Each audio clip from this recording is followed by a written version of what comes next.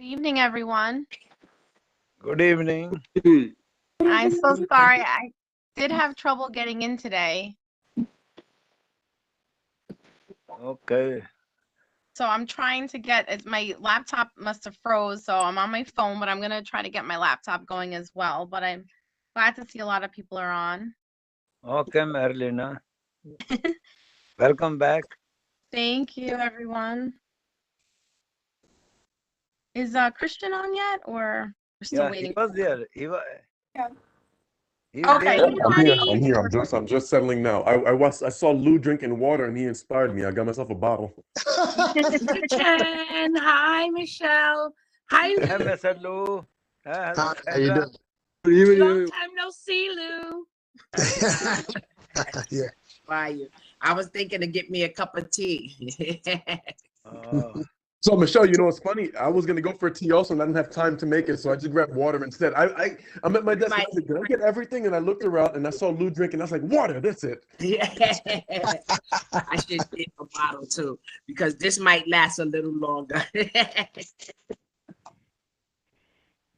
No, I don't think so, Michelle. We're in good hands. We never last long, do we? We're not too bad.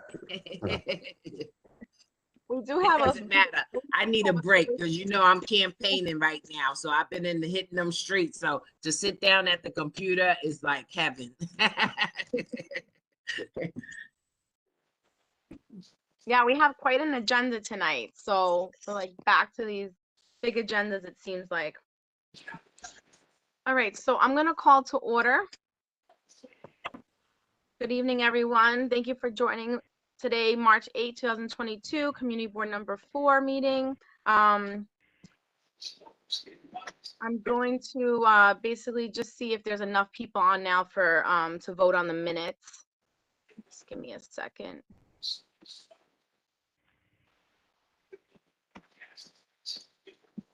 Christina, do you have a lot of people on the phone on your end? There's a lot of people on the phone, but I only know one of the numbers.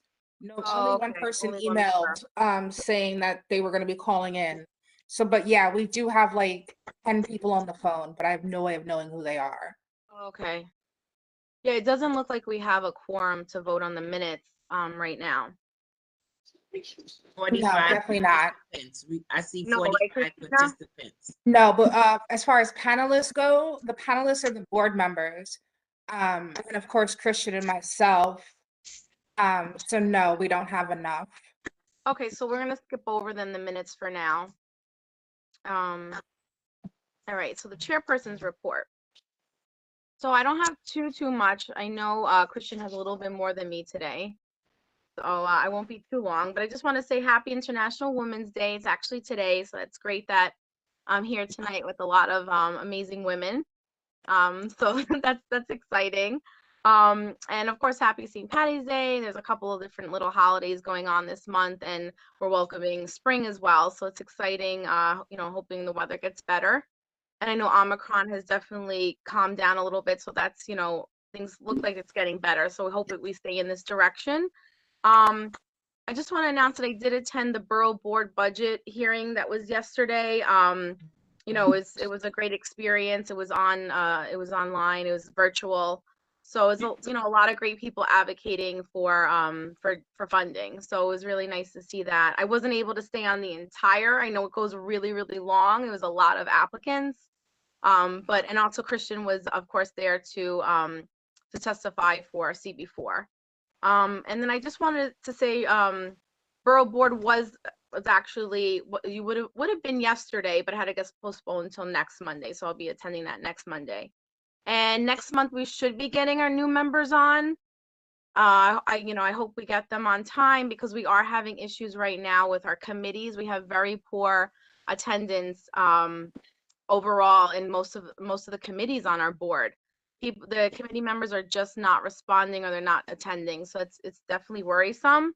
So basically, we're gonna do things a little bit differently. We usually choose the committees and that whole process in September. But since our committees are very poorly attended, we're going to get the new members. I'm going to put them in committees right away so they can get their feet wet. And then in September, we'll do the normal process, put everyone in committees, their set committees. So that's hopefully will be happening soon. Will help our committees and especially our committee chairs. So looking forward to that. And a big announcement actually for the executive committee on our board. We have, as of now, we have 2 spots to fill. Of course, unfortunately, with the passing of Lucy, we have to replace our treasurer, which she was a treasurer on the executive committee. So we're gonna have to do that, and we also have to replace an at-large director because I believe as of next month, Kristen Gonzalez is not going to be with us on the board anymore. So we didn't renew, so we're going to have to replace an at-large director as well. So that's going to be done immediately, basically. So we need a nominating committee, and I'm going to go with having 4 people on the nominating committee, and I'm going to choose, of course, myself. And I would really like to choose one other person. So I'm going to choose my first vice chair, Ashley Reed. So I hope you're okay with that, Ashley. That's fine. Thank you. You're welcome.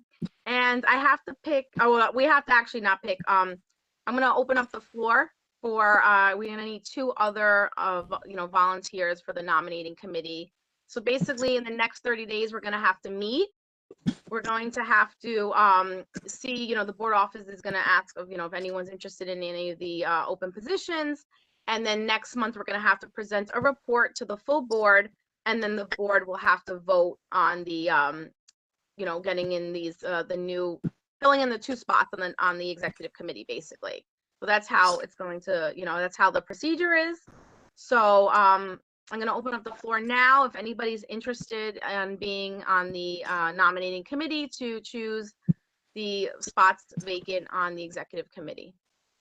Mariana, I would like to nominate Georgina Oliver for the nominating committee for position. You'd like to nominate Georgina Oliver? Yes. Okay. Is Georgina on by any chance? Yes, I'm Oh, on. hi, Georgina. Do you want to be on the nominating committee? Yes.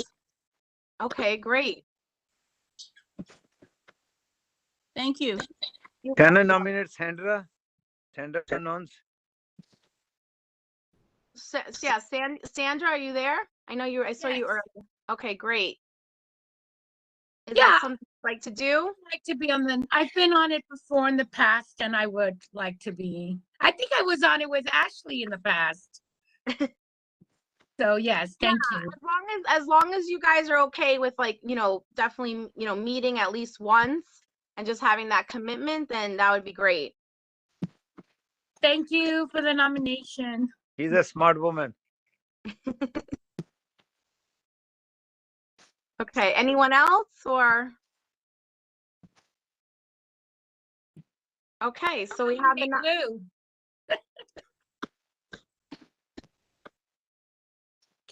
Is it the person that needs to volunteer, or because I think Lou would be great on this committee? Well, Lou, I know Lou had already had basically told the board office his interest in a position on the executive committee. So Lou, do you want to be on the nominating committee, or you're just gonna throw your hat in? I don't know, that might seem a little conflicting to be there nominating myself. Yeah, that's what I think so too. Yeah, I mean, I know Lou has already, Lou is actually the parliamentarian. So he is part of our executive committee meetings that we have. So he's still involved, of course, and he has already showed interest on being an at-large director on the executive committee. So Can I recommend another person, Dipendra Lama? but we already have 4 people, unless somebody else says that, you know, because we're just nominating people. Is anyone actually interested, or? I'm not interested, but I want to somebody, Dipendra Lama. Okay. Is the Pindra on? No. Oh, as far as we can tell, as far as attendance, the Dipendra is not on, Marilena. It's just. All right, so I made the decision. We're just gonna go with, of course, myself, Ashley, Georgina, and Sandra. So thank you everyone for accepting and volunteering. And we will be meeting before the next board meeting. And also the board office will be sending out an email to the full board to ask if anyone is interested in any of the positions. So please look out for that email. And if you are interested, please notify the board office. Okay, thank you. And the last thing I just want to talk about is Christina does such an amazing job on the emails that we get. So we just got a great email for, you know, with the board notice of the March meeting. And there's so much great information on the email. If you scroll down, you'll see like flyers, you'll see so many great things. I don't know if anyone has the time, you know, if they scroll through it, but there's some great stuff. Just real quick, the Department of City Planning is having some, basically, there's a new tool that's coming out, an equitable development data tool, and they have some sessions on it that you can learn how to use the tool, and they want to hear some feedback. So if you just scroll through that email, the last one with the March meeting, you'll see all these great things. There's training workshops for community board members. They have, you know, it's basically ULERP training. So that's coming up. That's some great stuff that you guys can look into. They have just a lot of great things. They have actually, she might be announcing it later. Congresswoman Alexandra Ocasio-Cortez is asking for feedback on what to name the Jackson Heights and Corona post offices, who to name them after. They want ideas. And there's just some great stuff in there: housing services, family and youth services, adult education, ESL classes. So just take a look, you know, just take a look at not only the emails, the recap emails, but also the meeting emails, because there's so much great information on there. You could share it with, you know, family, friends, or maybe get other people on our email list, and then they can get this great information as well. Okay, so that's it for my report. Christian? Well, thank you so much, Marilena. So my apologies, and what I normally do, and many of y'all will notice that my camera may not be on. I am logged in from 2 different places. My phone provides the audio, but my camera provides the video. So just bear with me. As Marilena did say, I have somewhat of a detailed report, so here we go. The first thing is regarding Josephine Caminiti Playground. For those who know, there is a scoping meeting tomorrow taking place for Josephine Caminiti Playground over by the board office on 102nd Street. That's taking place tomorrow at 6 p.m. virtually. The reason I'm emphasizing this is because the Parks Department actually reached out to me telling us the RSVP numbers were extremely low, as we were in the single digits at one point, and that included both myself and the chair of the committee. So if you are interested in joining this parks scoping meeting, please do so. It's being done virtually. We already shared the flyer with you. It's tomorrow at 6 p.m. virtually via Zoom. And the reason I'm just going to really knock you guys on the head is that, you know, we like to, you know, blame the Parks Department and complain when a park doesn't look the way you want it to. How come those benches are there? How come there are no tables? Why are the shrubbery the way it is? This is the process. The public is supposed to go out, tell them what you want. It's a very, I mean, let's say they're pretty fun workshops. When they're done in person, they're done with like a whiteboard and you can draw stuff on the park. Unfortunately, virtually, that's not the way it is. But we are still asking you, if you're interested, you can't just say you're interested. You have to actually RSVP to the link. So we'd like to share that link with you. We'll likely share it with you at some point tonight. And if not, then just check your emails, because we did send out the flyer yesterday reminding you of it all. Now, one more thing, and I don't want you guys to use this as a scapegoat, and this goes for members of the public as well, is 2 weeks after a park's scoping meeting takes place, there's always a survey that holds up and it's on the park website. In case you miss a scoping meeting, you have the ability to give your opinions there. So please do so. This is a park right under our noses. We've been looking to get money for this done for a very long time. And with generous funding from the councilman, Francisco Moya, we are actually going to see some change to that park. So I'd love to see all you guys join us tomorrow, if at all possible, at 6 p.m. Moving on. As Marilyn mentioned, I did just testify a couple of days ago on our discretionary funding requests. A lot of community boards operate differently. You know, we can go up there and talk about all of our capital expense items that weren't funded, but again, for what it's worth, I can go on record saying I find that to be somewhat of a moot point. We know what our needs are, and me testifying at a hearing last day was not going to get us the precinct any faster than if I had not gone. What I did instead is we treat it the way a not-for-profit would treat it. We use this as an opportunity to get funding for ourselves. We requested funding for youth fairs, for board branding, items that we just clearly can't afford using our OTPS budget because, you know, we just don't have money like that. And so I'm requesting money from both city councilmen and the borough president respectively to help us to do more community events, community fairs, dog licensing events, everything. I mean, things that we've done for the last couple of years, thanks to discretionary funding. So if all goes well, we should be seeing, you know, I look for a favorable response from our elected officials on both council sides as well as the borough president. So that was our testimony for yesterday. And I also put a lot of emphasis on our community garden, specifically Sparrow's Nest, that I want to say it's been forgotten, but overall, I have to say it's somewhat been forgotten. I take that garden very seriously, and it's just not seeing the love it deserves. And I also talked about that yesterday. Just this past week. So I'll move on to the next item. Since we're already discussing budget, we just received the budget register. For those we know it as the capital expense or the needs statement. All the committees worked on it a couple of months ago, and we finally got the responses back from OMB, the mayor's office, all the agencies. And so what we did was, or rather, we have the ability to, at 30 days after we received this budget document, to respond to the mayor's office and OMB and how we feel. We can say things like, we love that park, however, we want to see more of this. We're glad you guys put speed bumps along 43rd, but we'd like to see them across 42nd and so on and so forth. We have the ability to respond.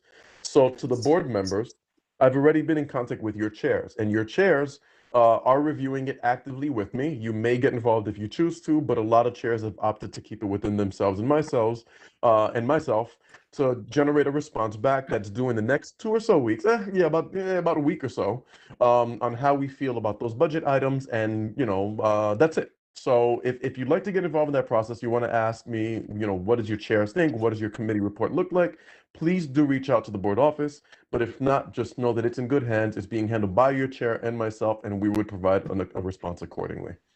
As Marilyn mentioned, committee attendance is a major issue. I want to jab as myself. It's that, it's one thing to not join your fellow board members, but understand something. A lot of times when this happens, we're giving the city agencies a run for their money as well.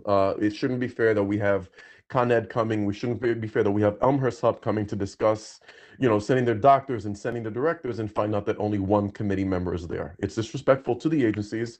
And as Marilyn said, and I will, as Ned not said, but I will emphasize, if you want to be on a committee, don't be on it just because you'd like to. You have to find out what the committee activity is. Is it a very active committee that meets 12 times a year like public safety? Is it one that meets every couple of months only whenever a project comes up? Do they meet in the evening? Do they meet on Thursdays? If you have a class on Thursday, don't join a committee that meets on Thursday.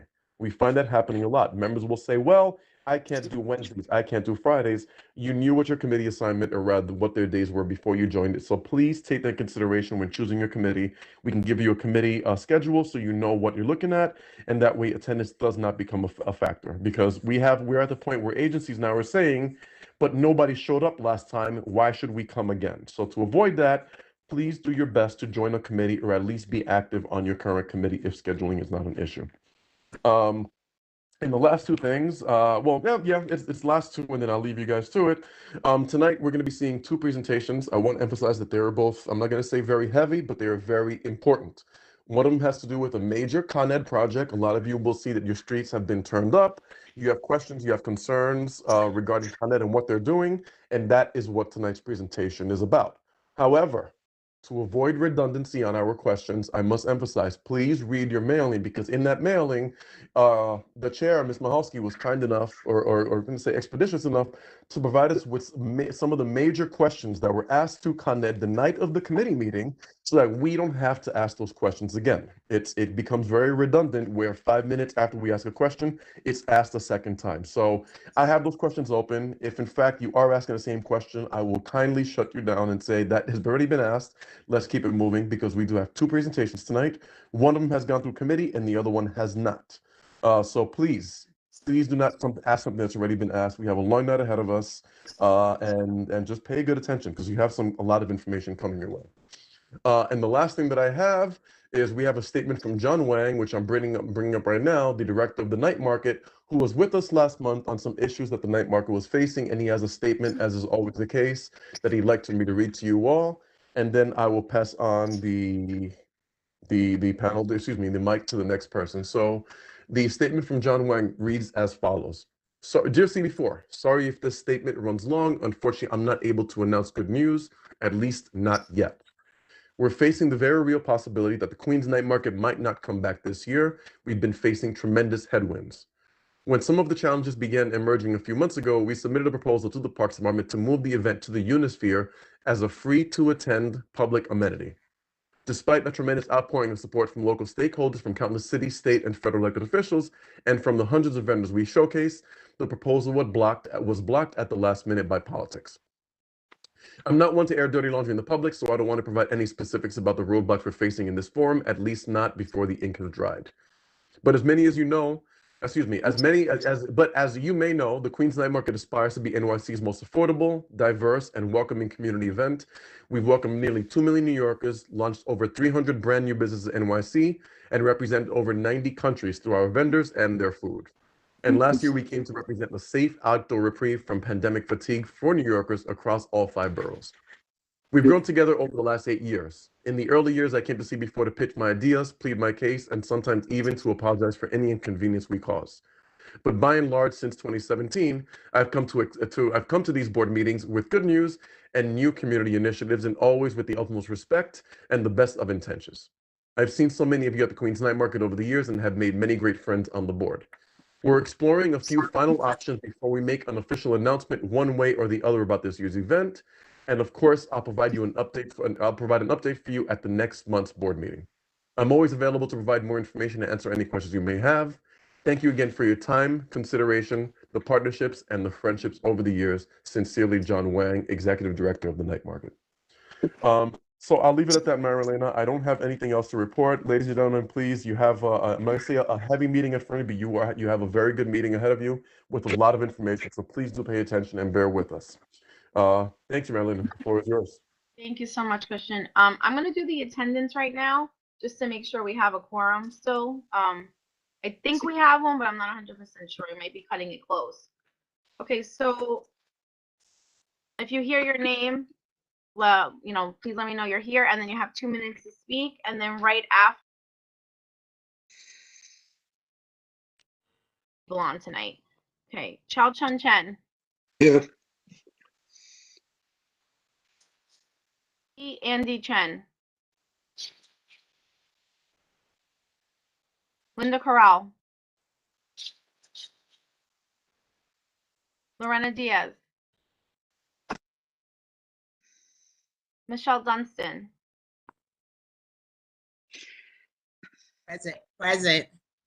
Hello, everyone. Yeah.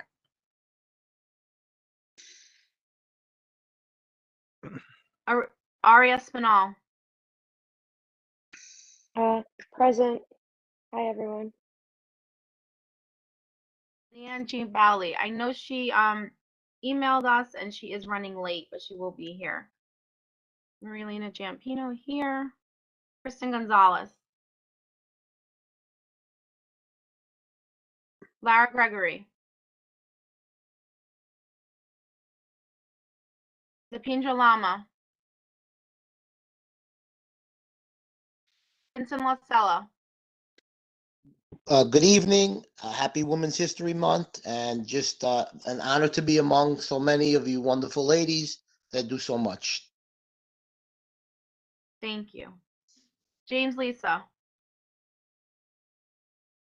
Salvatore Lombardo.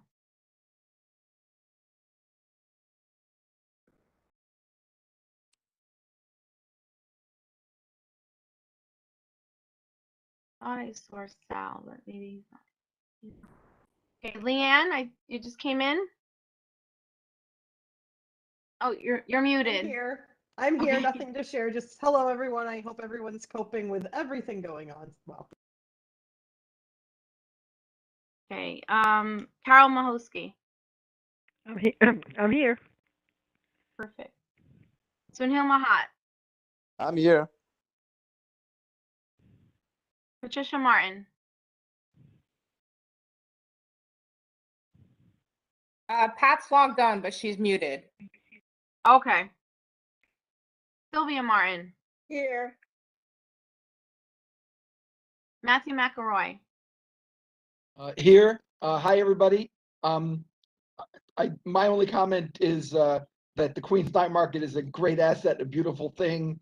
It highlights our diversity beautifully, and it would be a dreadful shame if they were unable to operate, in my humble opinion. Thank you. Thank you. Ravenia McGowan. Yes. Hi, Ravenia. Hi. Say hello Anything to you want to everyone. say or? Fine. Say hello to everybody. Hi, everybody. Nice to be with you. And my answer is yes. Stay present. Present. Thank you. Okay. Hey, Thank Georgina, you, welcome. Ravenia. Ravinia. Jose Murillo. Present. Okay, he's here. I see him. Present. Okay, thank you. Edgar Moya.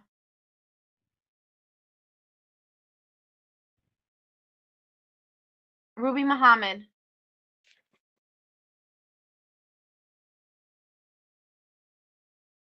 Munez.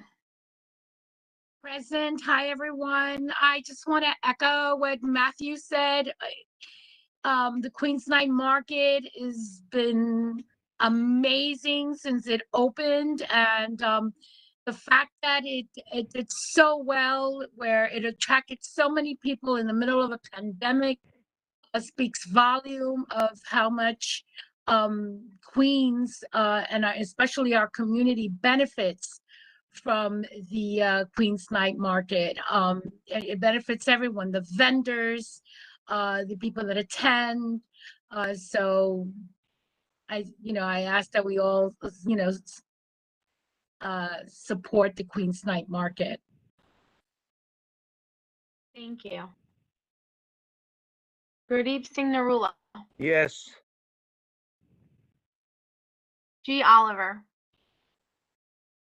Present. So is Regina. Yes, so we just want to thank the community board for sending us that beautiful arrangement of fruit basket. It was lovely. Yes, And thank we you. appreciate it very much on the passing of my young sister. My Thank you very auntie. much. Thank you, yes. Yes, we're very sorry, both of you, for your loss. Thank you. Thank you. Welcome. Do you have anything else, or you're okay, Georgina? Yeah, well, we're in pain still, but it's okay.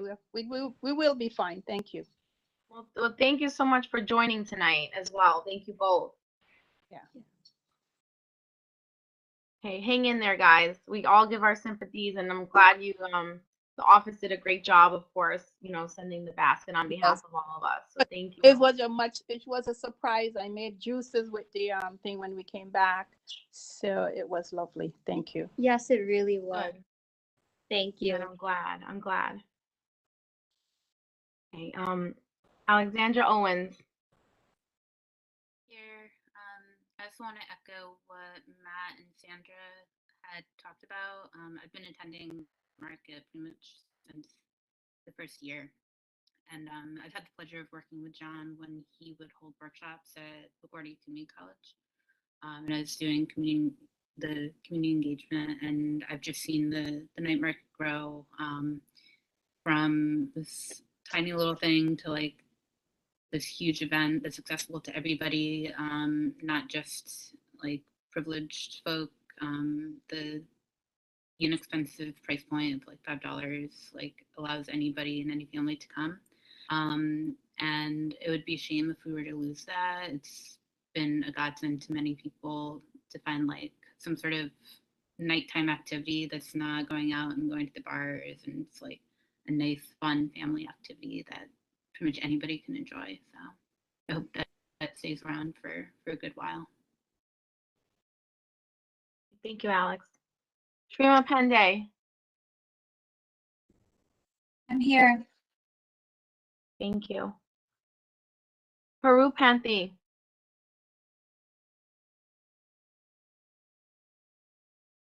Alexa Ponce. Present. Lindsay Quartini. Hi, I'm here. Brian Ramirez.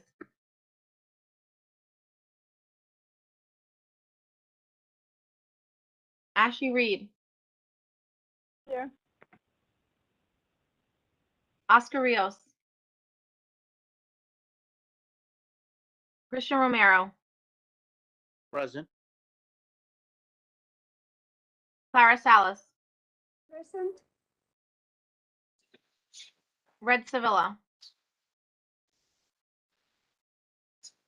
Ergen Sherpa.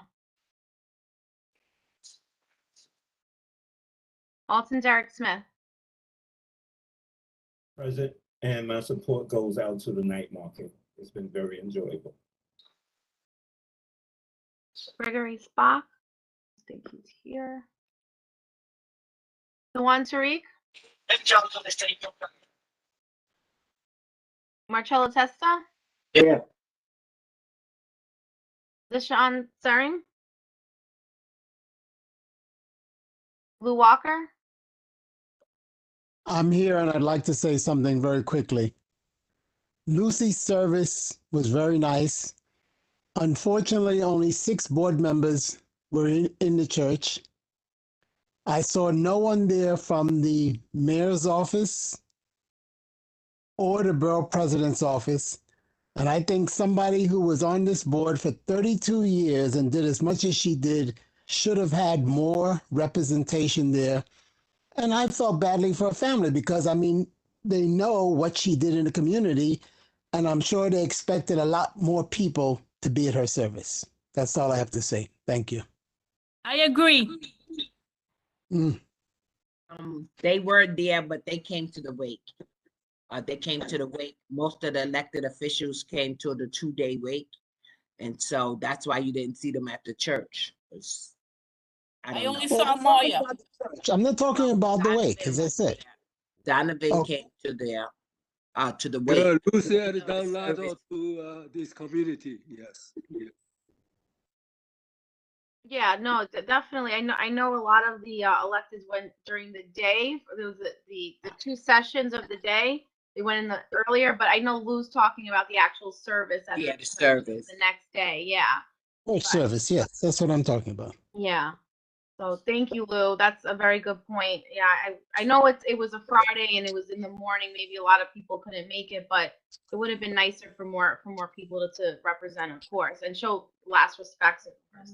But they didn't inform to the board member because I was waiting and I thought maybe they're going to inform. But they did it privately, is a cremation, whatever they did.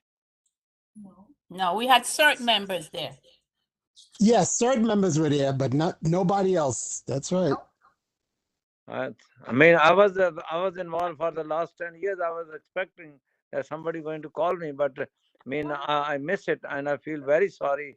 None of the board member called me that I like to be there because I was in the public safety almost more than 10 years, and I feel very sorry for her. All right, I mean, so really quickly, so I feel like not my name got into this, but to be very clear, and I think we definitely need to move on from this, Marilena, but the board office did its due diligence and certainly called you, Mr. Narula. I'm very sorry. Everybody knew about this. 50 times over. It is certainly not a lack of you not knowing. I'm very sorry. I disagree Yeah, with I you. believe the But, board office sent yeah, an we have. email as well. So yeah. Lou Okay, brings up a so very good point. I did attend the wake. I late stayed as long as I could have, but again, that's just me personally. I was unable to do Friday, plain and simple. For what it's worth, I'll say this much: they were very, very grateful at the wake for everything the community board did, because it seems that we were like the main catalyst to get the word out in the first place. They were super grateful. Once the community board started showing up, the family was extremely grateful, and we got front and center for what it's worth. What it's worth. But I understand exactly what Lou was saying. But Marilena, we definitely shouldn't understand. oh yeah, definitely. No, thank you. Okay, Yilin Wang. Min Wen Yang. Oh, here. Also, I want to express my support for Queen's Night Market. Thank you. May Yu.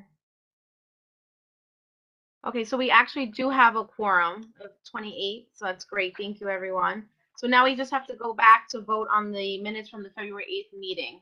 I make a motion to vote on the minutes of the February. I second. I second. I'd like to make a correction, if I may. Sure. Minor typo, I think.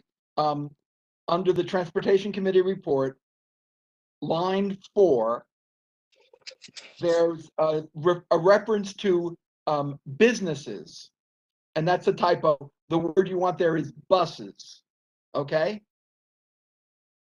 Okay. Cool. Thank you. That's So we it. have to change that to buses. Okay. Business changed So to buses. Thank you. Any other changes or errors that anyone noticed? Okay, so with the exception of the change for buses, is everyone, I know there's a motion on the floor. Is everyone okay? Any no's, abstention? Okay, so we're good. The motion passes. Okay, great. Thank you. Okay, so now we're going to go to report from elected officials. Senator Charles E. Schumer. Senator Kristen Gillibrand. Marilena, I have a list of everyone who is here. Oh, that'd be This way you don't great. have to Thank go you. through. And then also, Councilmember Moya is actually here. Okay. So he's the only actual elected. Yes. Rest are Okay, just sure. representatives. Is he ready to go on now? Councilmember? Councilmember Moya? Somebody- See, he's muted. Hi, can you hear me? Yeah, we can hear you. Thanks. I'm gonna have to log in again because it's not, there's a prompt up here that doesn't let the video go up, and I've just kind of lost all of you.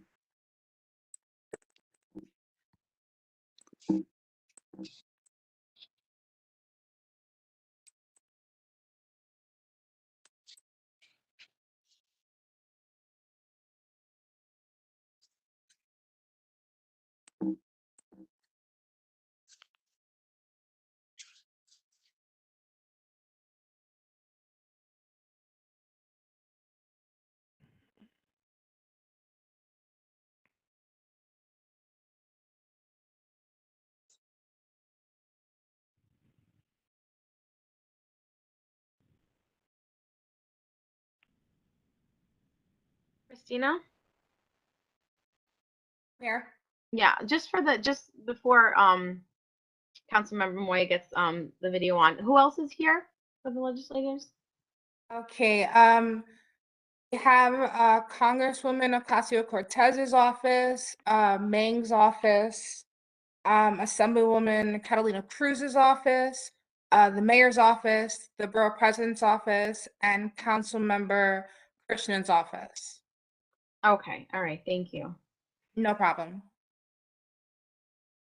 Marilena, in the meantime, I mean, until we have Councilman Moore, do you want me to just clarify the night market issue, or you want to just continue Yeah, keeping? if you want to touch upon that real quick, and Okay, then so yeah, hopefully, so everybody, I too, I mean, you know, I've attended the night market myself. I also agree it's a great thing, but I just want to just emphasize to you guys that, you know, John has not yet come fully public what the issues at hand are, and while we want to show support for it, the fact is that we haven't seen any of the major plans of what the move really entails. He has been invited to come to the Parks Committee, but unfortunately, again, timing is just not possible right now, and he was unable to do so. If in fact there is any kind of support coming from the community board, it'll go, you know, first to the Parks Committee, of course, and then eventually we can, you know, we provide any kind of little some support there. But again, it's not that we're not willing to support. It's just that it hasn't gone through that process yet, where, you know, we can really say anything to it. That said, if you are a member of the board, or at the very least a member of the public, and you'd like to show support for it, please do so just by reaching out to your local elected officials, or speak to John directly, and he'll tell you how to go about doing so. But as a board, we're not technically qualified yet to get involved because nothing has been publicized just yet to actually make any official statements. So I hope that helps a little. That's okay, Marilyn? We're good? yeah, definitely. No, of course we have to see, like anything else, any other applications or any other things come, we have to see a plan. So unfortunately, we don't have anything to share with anyone. So that's basically it. Thank you, Christian. Got it. Mhm. Okay, so if Francisco Moya can't get on, we'll wait for him, but in the meantime, we can get maybe representative on, if that's okay. Okay, representative from Grace Meng's office. Okay, give me 1 second. Let me unmute him.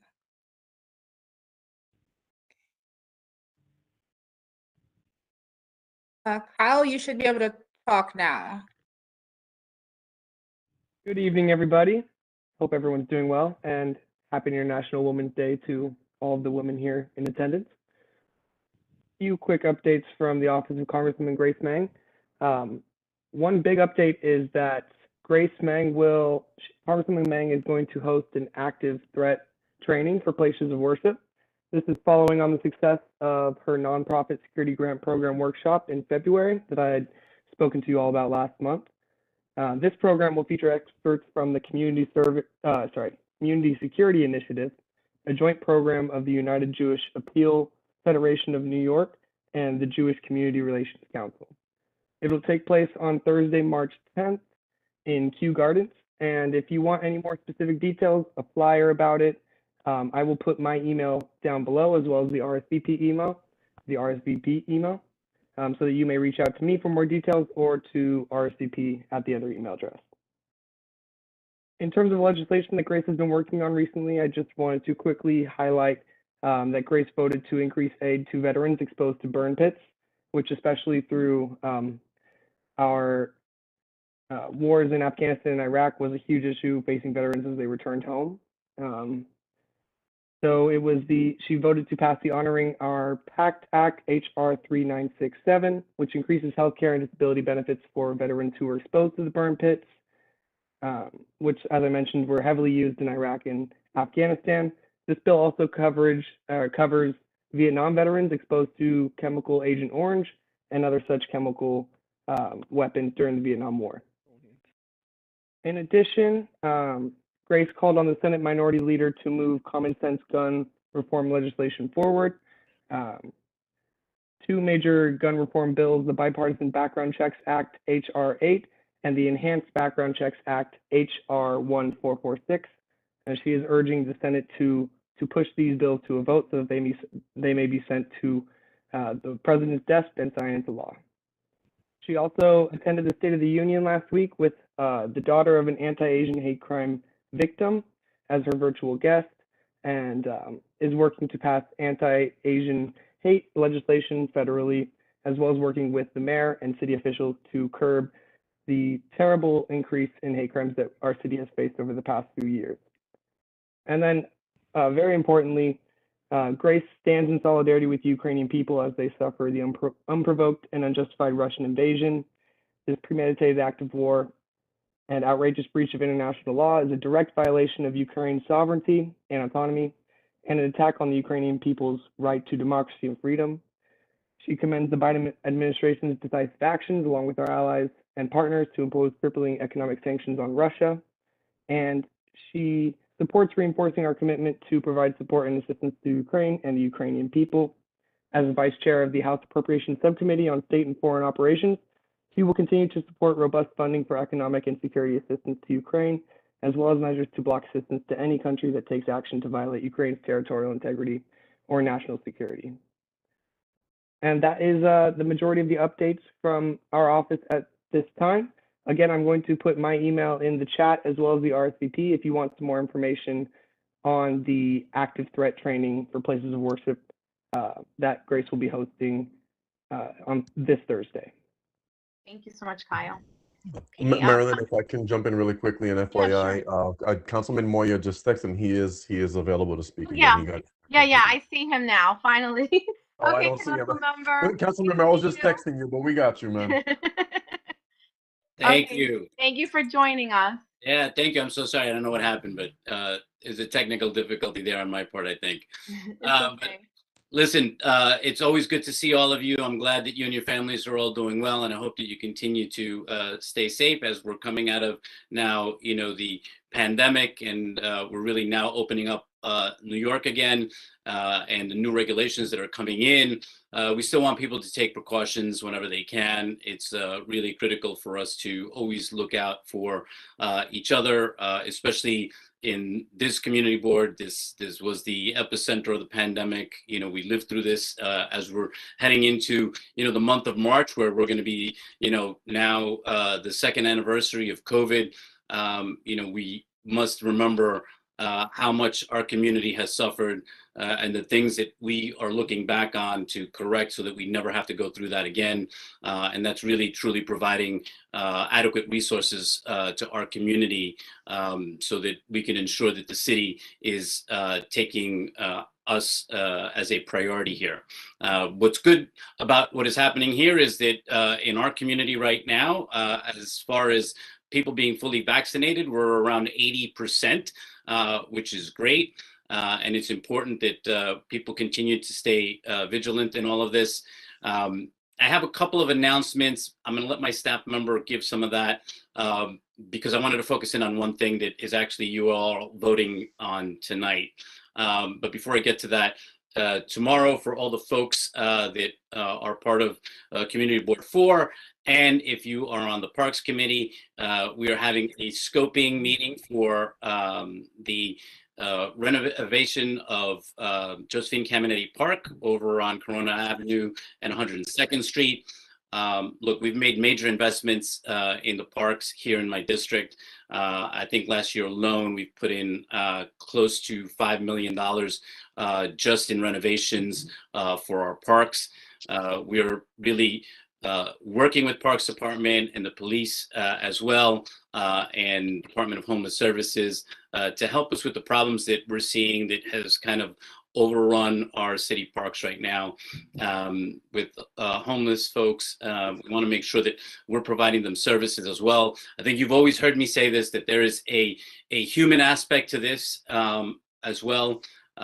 This has not been easy for a lot of folks, and whether they've hit on hard times or addiction, we have put in money for Breaking Ground to be in this neighborhood 7 days a week, reaching out to those folks who may need help with addiction.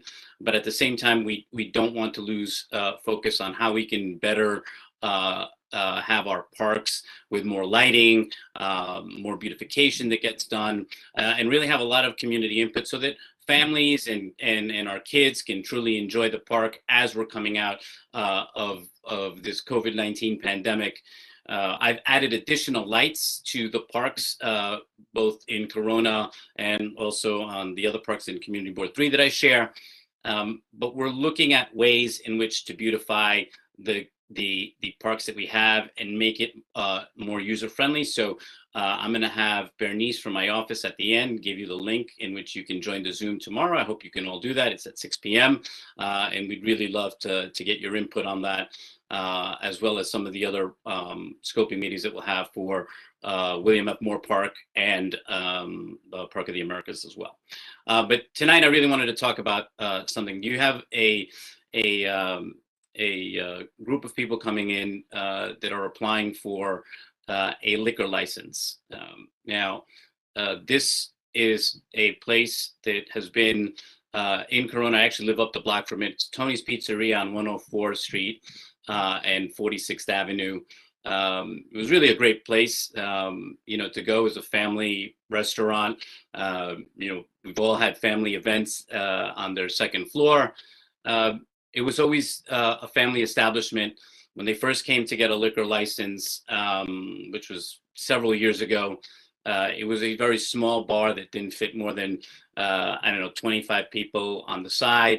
It was very nice. No one stayed past, 1 o'clock. It was well maintained. The owner has now moved out. He's been renting it for the last year or so to these new occupants that are there. There have been major incidents in that establishment, 17 just last year alone, from petty larceny to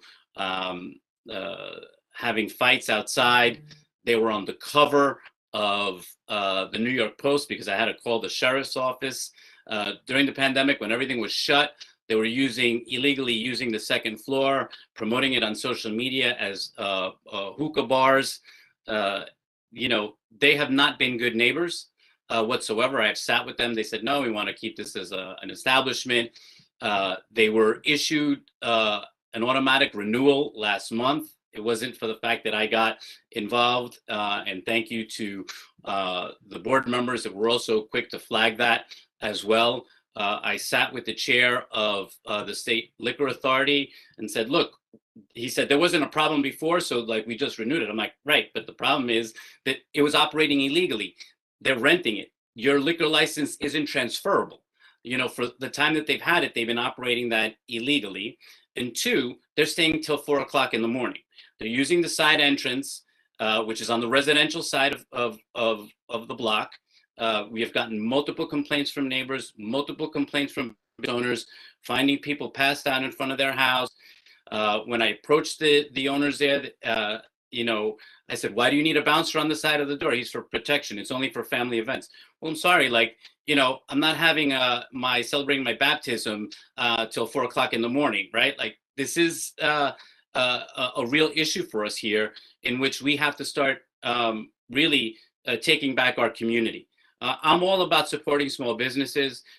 They have been hit very hard economically, but it shouldn't come at the cost of our quality of life, and it shouldn't come at the cost of public safety.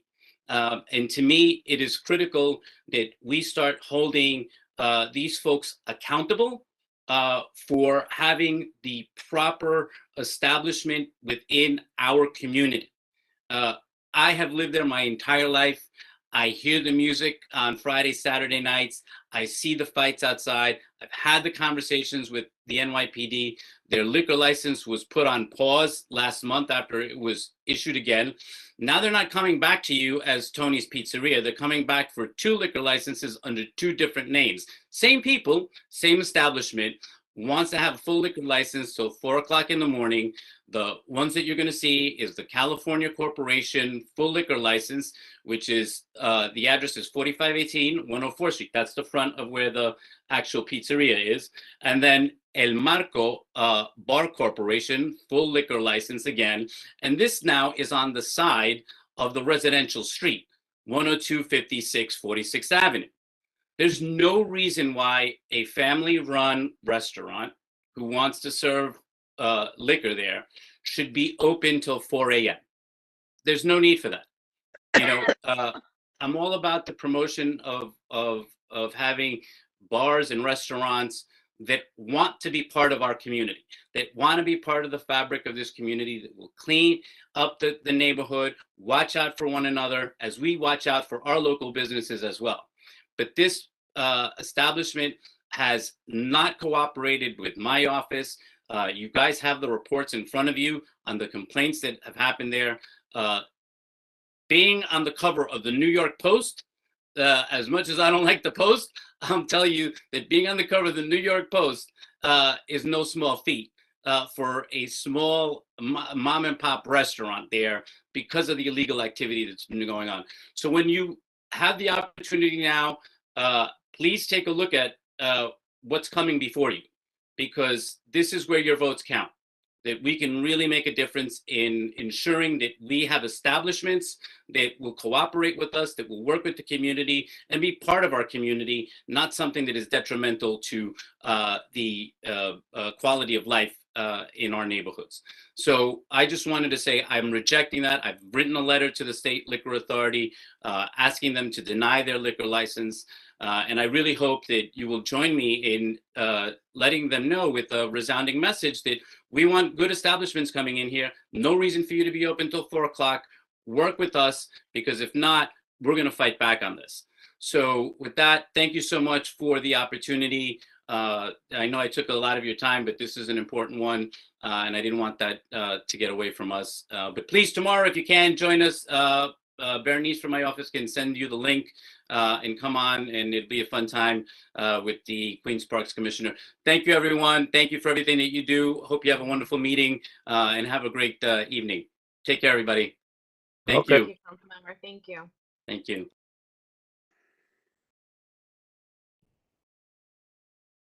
Okay, so we have a representative from Congresswoman Alexandria Ocasio-Cortez. Yes. Good evening. My name is Michelle. I'm a constituent liaison at the Office of Congresswoman Ocasio-Cortez.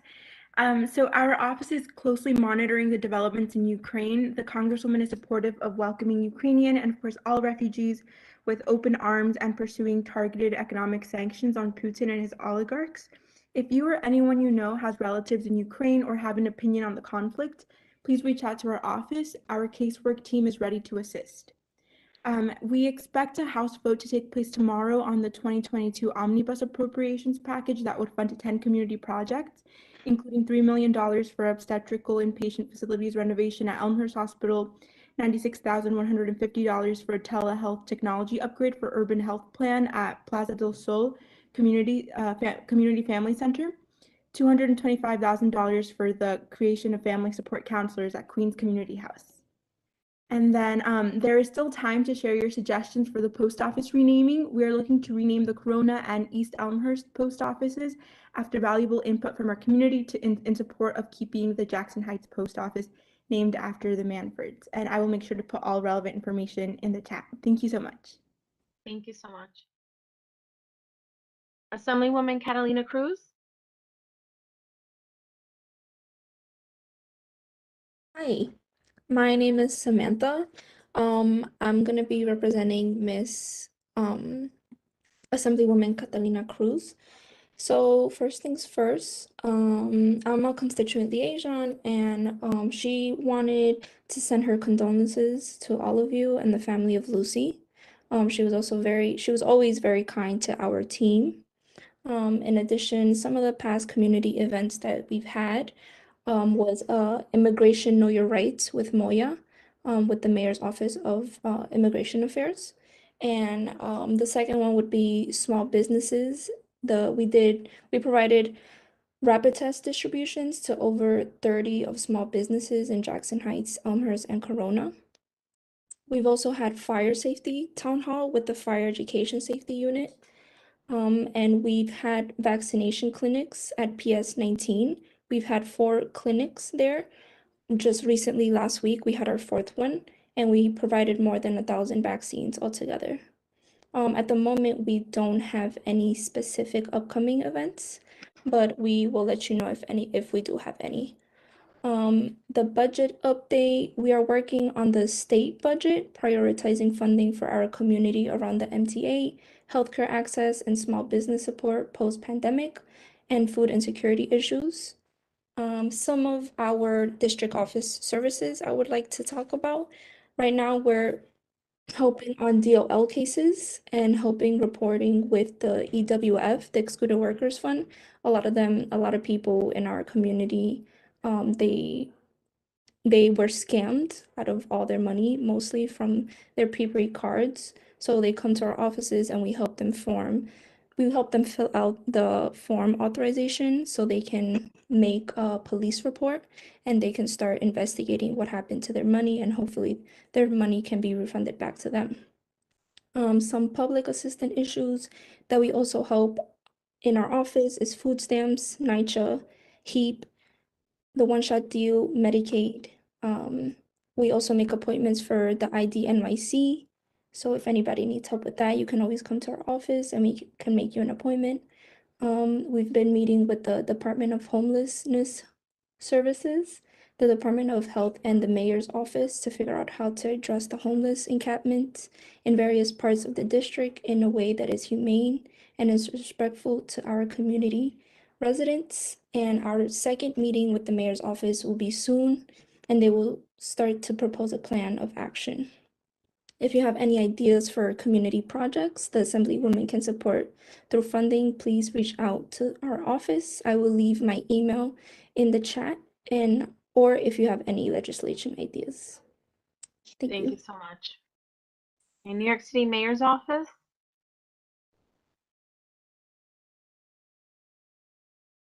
Christina, I know you said Maria? think of other things too. Maria? So, what's it called? Maria? Argument. And I'm like, no. Okay, so we'll skip her. Is Berenice, are you here from Francisco, Councilmember Francisco Moy's office? Yes, I'm here. Okay.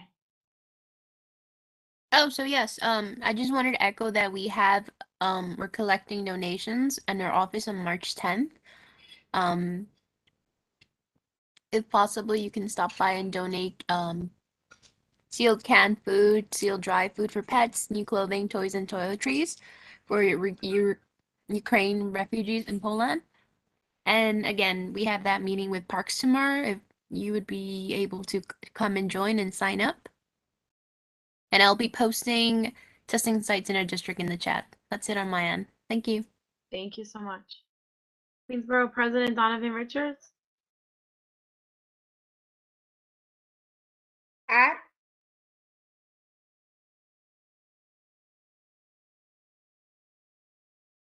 Hi, I'm here.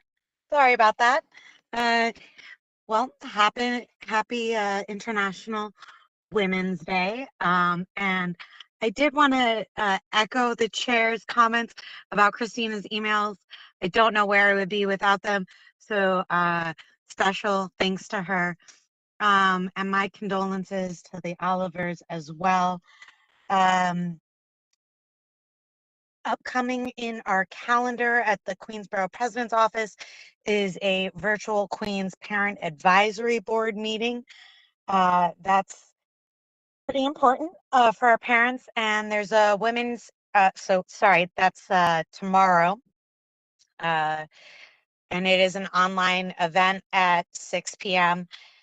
You can always find our calendared events at queensbp.org/calendar.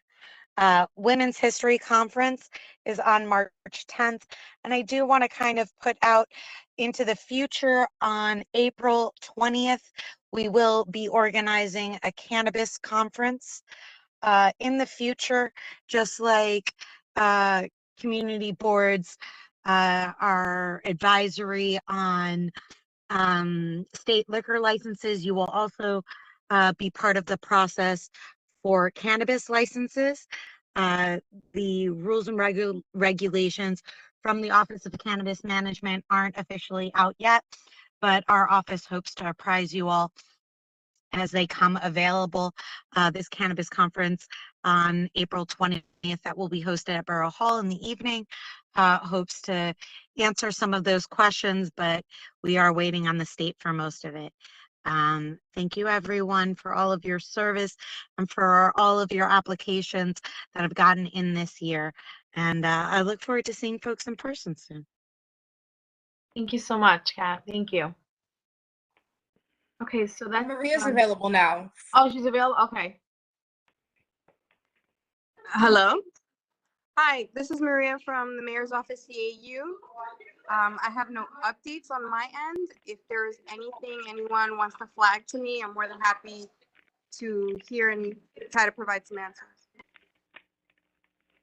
Thank you so much. We also have Detective Dave Sapanieri on tonight. Dave, do you have anything to add? Good evening, everybody. I just want to continue everybody just monitor your bank accounts and credit card statements. We are seeing a large increase in scams from all across the board, especially the Department of Labor scam is still going on. Please keep any pertinent information to yourself, change your passwords, and don't leave anything valuable in your car. We're seeing an increase of thefts from vehicles. Thank you. Thank you so much. Okay, so for our presentations, we are going to go to number 8 on the agenda. We're going to go with Con Edison because I know they cannot stay. So we have Dana Linton, Queens Regional and Community Affairs, talking about the Reliable Clean City Project.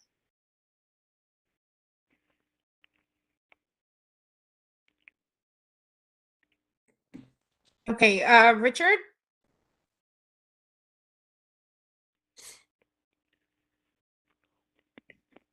Hey, good night. Can you hear me? Yeah, we can hear you. Excellent. Good to be with you. Let me just share my screen. Hey, Richard. Okay, let me know if you can see my screen. Yes, Yes, Rich, we I can can see see it. it. And Rich, let me know if you need to jump in on anything. Excellent. Okay, I'm Richard David. I work at Con Edison. I'm the Queen's director.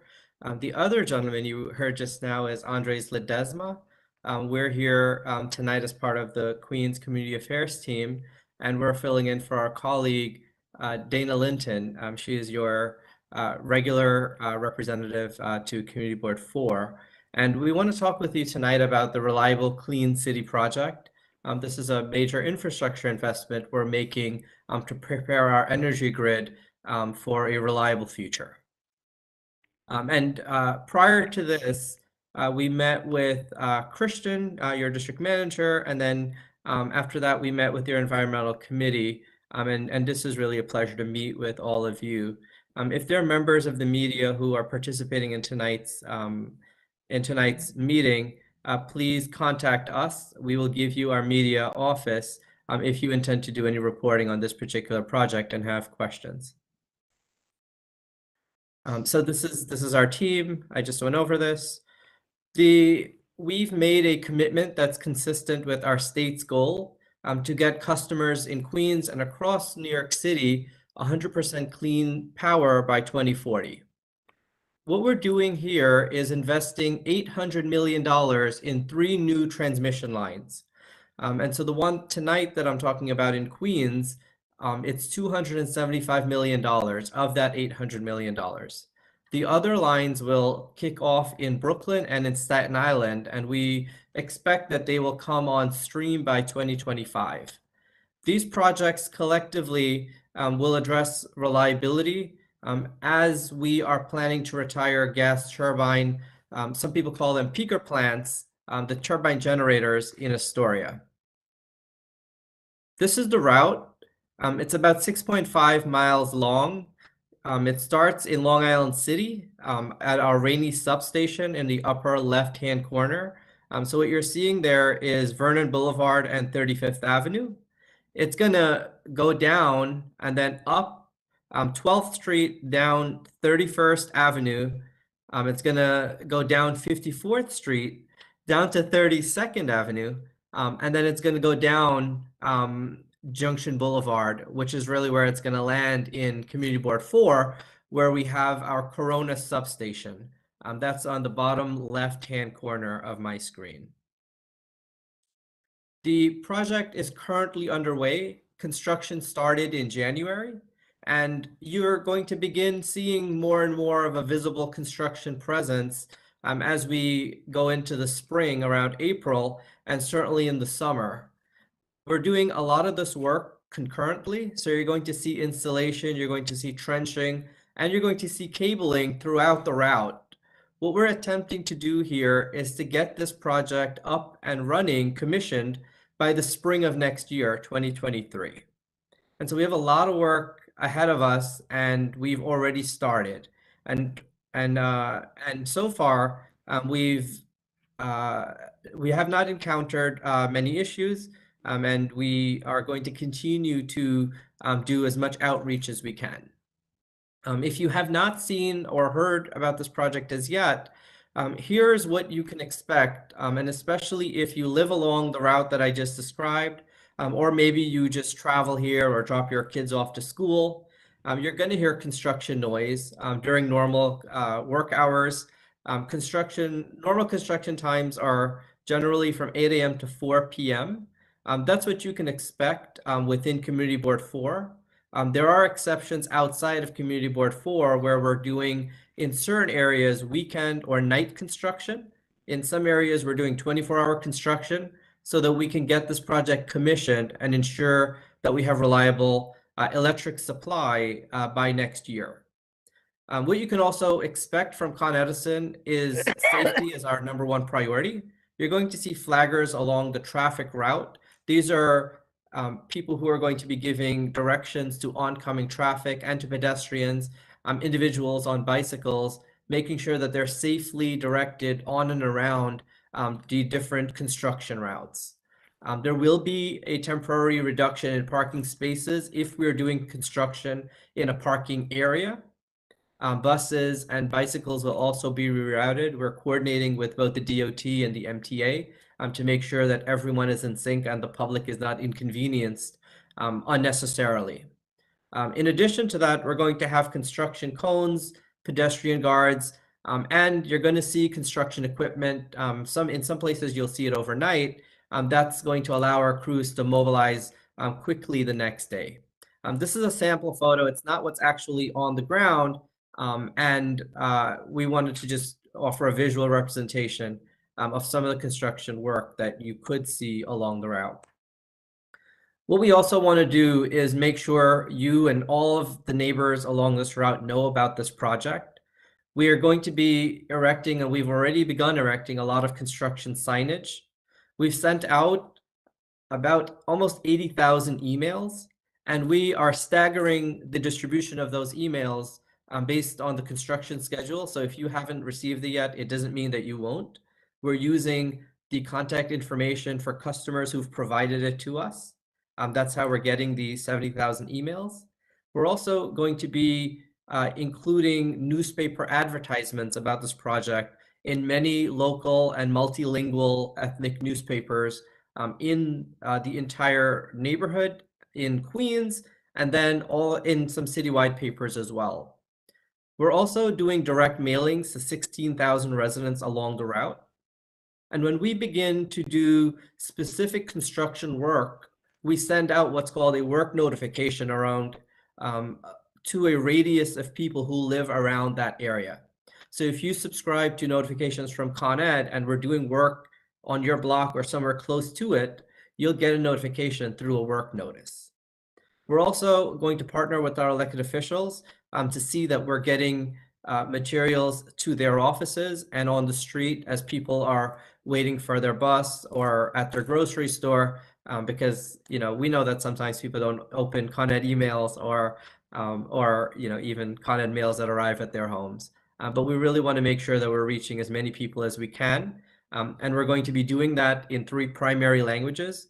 We're going to be using English, Spanish, and Mandarin. And we're also including QR codes, which will route you to our webpage. We've set up the Reliable Clean City project page on the Con Ed website. You can go to coned.com/clean city, where a lot of the information I'm sharing with you tonight is available, in addition to a list of frequently asked questions. We're using this information both on our website and our social media, so we can constantly reach all the people that we want to celebrate this historic accomplishment that's underway. It's not an accomplishment yet, it's an undertaking, but we're making a bold investment in Queens to deliver clean energy. And we're really committed to see that all of the communities along this route have the opportunity to have clean and renewable power from non-fossil fuel sources. These are some of the stakeholders that we've currently engaged, and our engagement is an ongoing process. We want to work with schools, we want to work with our public housing neighbors, religious institutions, you name it, all along the route. We've already met with, I believe, every elected official, or we've attempted to share information with them. In many cases, we will also conduct different tours as this project, as it matures. And we're here to help. If you have questions as board members, we encourage you to route those questions to Christian as your district manager, and he can coordinate with Dana Linton in our office to see that you're getting answers. It's always helpful for us to know what you're seeing, what you're hearing, how you're feeling about these things. We want to make sure that we're as responsive as you can be to the communities that we're serving. Are there any? I'm gonna close this. Actually, I'm gonna open it back up in case there are any questions. I'll return to the chairperson if that's being accepted. Yes, we can take questions if any board members have any questions.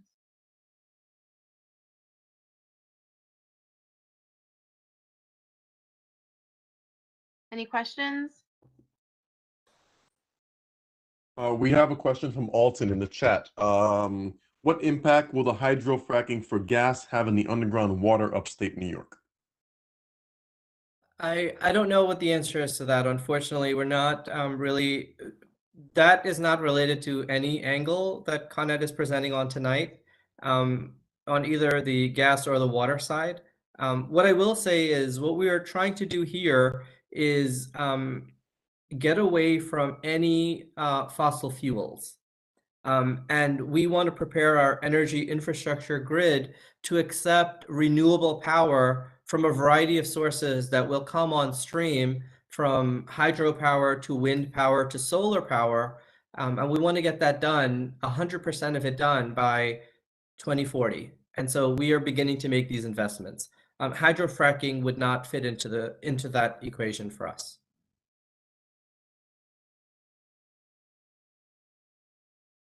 Any other questions? I was trying to put it in. Hold on, I think Mr. Chen, if you're trying to speak, you're muted, unfortunately. Unmute yourself, please. I don't know why they. Oh, it's in there. Mr. Chen. Yes. No, hold on. Yeah, there he goes. You're good. You're good. Thank you. My question is, when you finish the collecting all the expenses after 2-3 years, after that, so and the prices of the Con Edison for every customers were going down. Got it. I think I understand your question. Thank you. That's a really good question.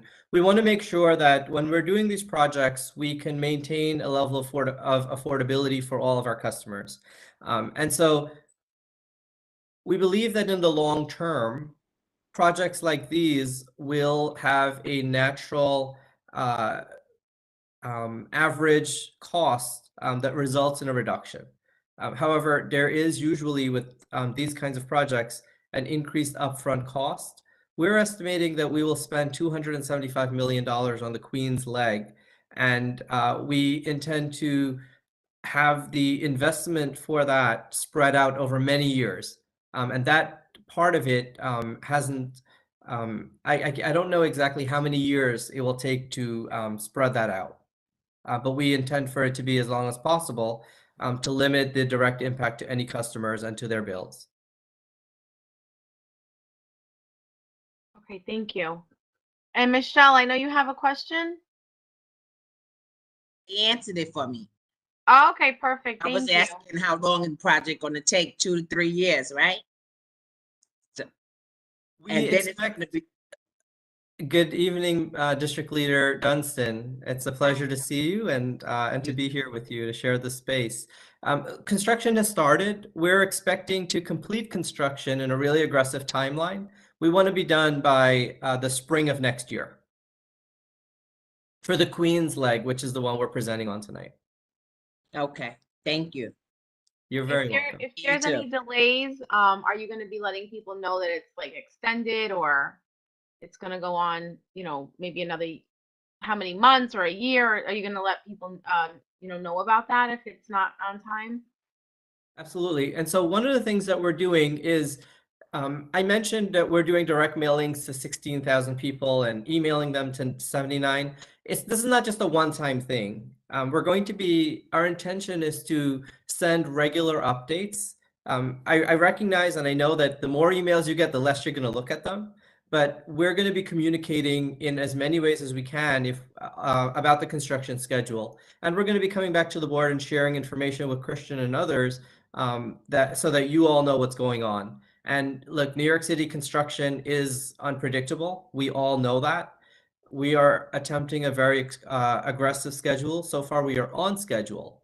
If there's any change in that, we hope to have your support. The least we can do is tell you why we've encountered delays and to explain it to you all. And we intend to do that. Okay. So, And then we have Marilyn, one more question. we actually may have more than one. If you check the chat, Marilyn, we Yeah, I have one see the from Alton. chat. We have one. Okay, all right, cool. It's two. Just all right. So, where can we find any environmental studies on this project? I'm not aware of an environmental study that's been done on this project, but if there is one, we will check and we will send it to the chairperson for distribution to you and to others on the board.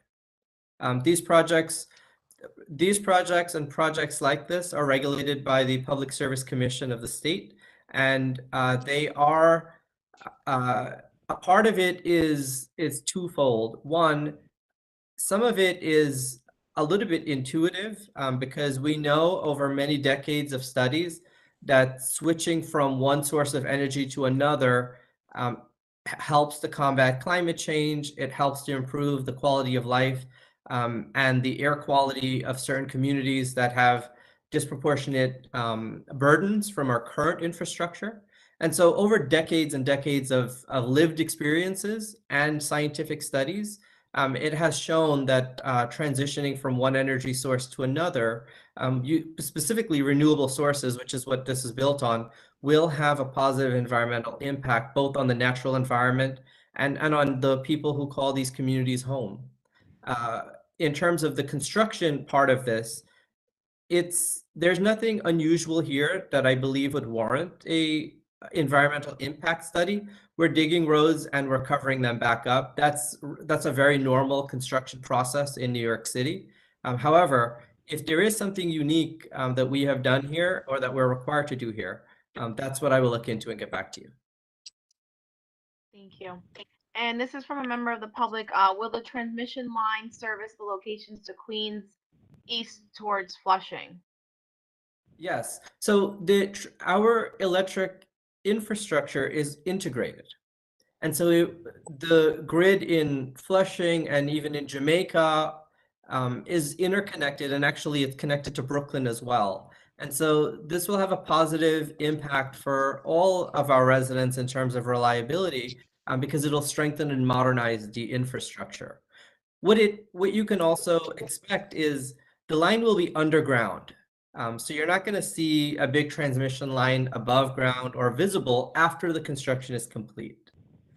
Small businesses and residents will not see any interruption in their electrical service during this or during the transition once this is commissioned.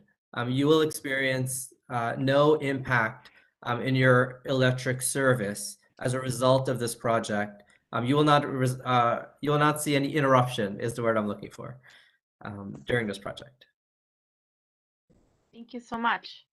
If there's no further questions, then we're going to move on. Let me just ask my colleague, Andres, is there anything that we should mention before I wrap up?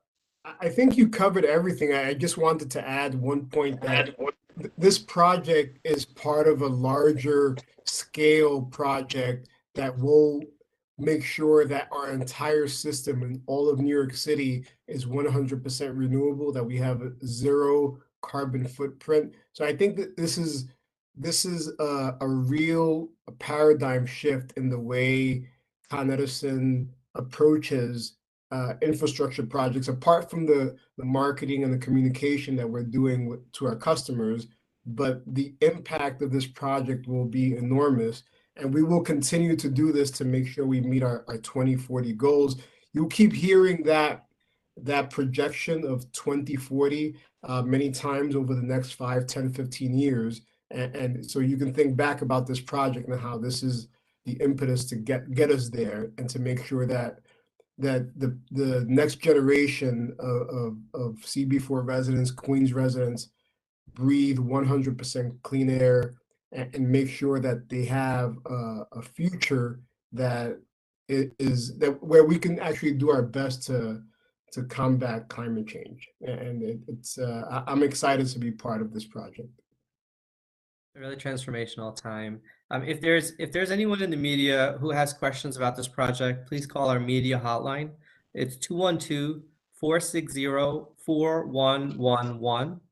That's 212-460-4111. We appreciate being with you tonight, and we're excited about partnering with you on achieving a really successful project. Thank you so much. Thank you. Okay, so now we're moving on to our next presentation. Marilena, really quickly before you move on, I'm so sorry. Since the last That's all right. presentation, we were joined by a member of Councilman Christensen's office, as well as Brian Barnwell. Assemblyman Brian Barnwell is here, so you might want to just acknowledge that Okay. before. Our Sure, apologies. no problem. We're on it. We'll speak to you guys very soon. Thank you. Okay, so a representative from Brian Barnwell. Hey, no, it's Brian Barnwell himself. How you doing? Oh, hi, how are you? Sorry Oh, about that. No, stop. No problem at all. Sorry I'm late. It's just up in Albany, and a lot of stuff going on with the budget. So I'll have probably more to announce next CB4 for regard to that. But I did want to bring up real quickly, because I know last time we were here, you guys mentioned it, and I haven't been here before to talk about this specific legislation. So I'll just say it real quick. So I know you all know, obviously, the process of how developers or someone wants to, I want to put this politely, change the, they basically want to they come before you, obviously, and they want to create affordable housing, quote unquote affordable housing, right? They want to upzone their project. So I am sure you guys are just as more annoyed as I am with the ULURP process. It's been very big deal, obviously, in our neck of the woods and other community boards nearby. So it's been very frustrating, obviously, on my end, and I'm sure your end, to see what happens with that. So I felt that a lot of times it seems like when the community boards even work with the developers and whatnot, it seemingly gets ignored and stuff goes forward and no one listens to the community. So I introduced legislation last year, I can't remember the exact date, but last year, that would basically mandate, it hasn't passed, obviously, unfortunately, but we're going to continue to push for it, that would mandate that if a developer wants to basically upzone, they want a rezoning, or they want to come before ULURP, and they offer units at 60% of AMI or higher, that it must get community board approval. If they don't get community board approval, then the project cannot go forward. And again, the theory behind it, for me personally, I think, was that, again, you guys recommend these changes or alterations, or, a lot of these developers come and they talk about all the great things they're going to do, but they never talk about, at least in my opinion, the secondary stuff like infrastructure, trains, sewers, schools. And we all know that's already all at a breaking point. So everyone loves the high rises and the luxury, and I understand that to a degree, but the city and state are seemingly, and the federal government are seemingly so far behind in infrastructure, right? And hopefully that does change in the coming years, but I'm not holding my breath. So that's the impetus of the legislation. Again, if they're going to do all these wonderful things they say they're going to do, that the community board should be able to hold them to that and have binding power over the issue. So just wanted to throw it out there. I know you guys mentioned it last time. So if anyone has any questions about the specifics of the bill, I'd be more than happy to answer that. No, that's great. That sounds great. Does anyone have any questions or?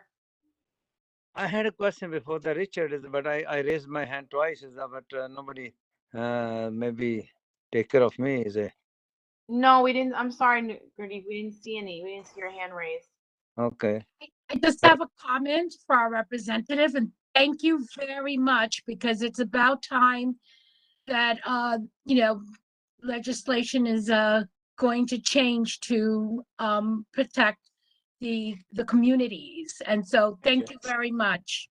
No, my pleasure. I can talk about more about another one I have maybe next time, but just throw it out there again. Another piece of legislation I have would actually, if they build these, luxury developments in the area, and they get a income tax, I'm sorry, property tax break for building, the affordable housing programs. We all know it's not affordable. We all know these rates that are being offered are, double the price of what the people make in the area.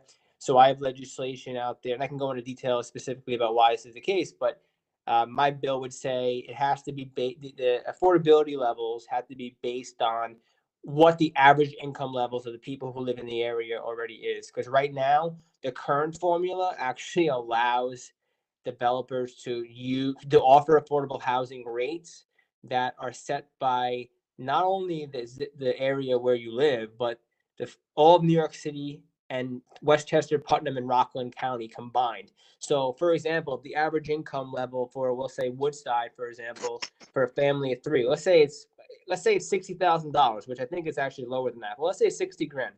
The average AMI, basically the average income for all of New York City plus Rockland County, Putnam County, and Westchester, it would put that level at almost double it.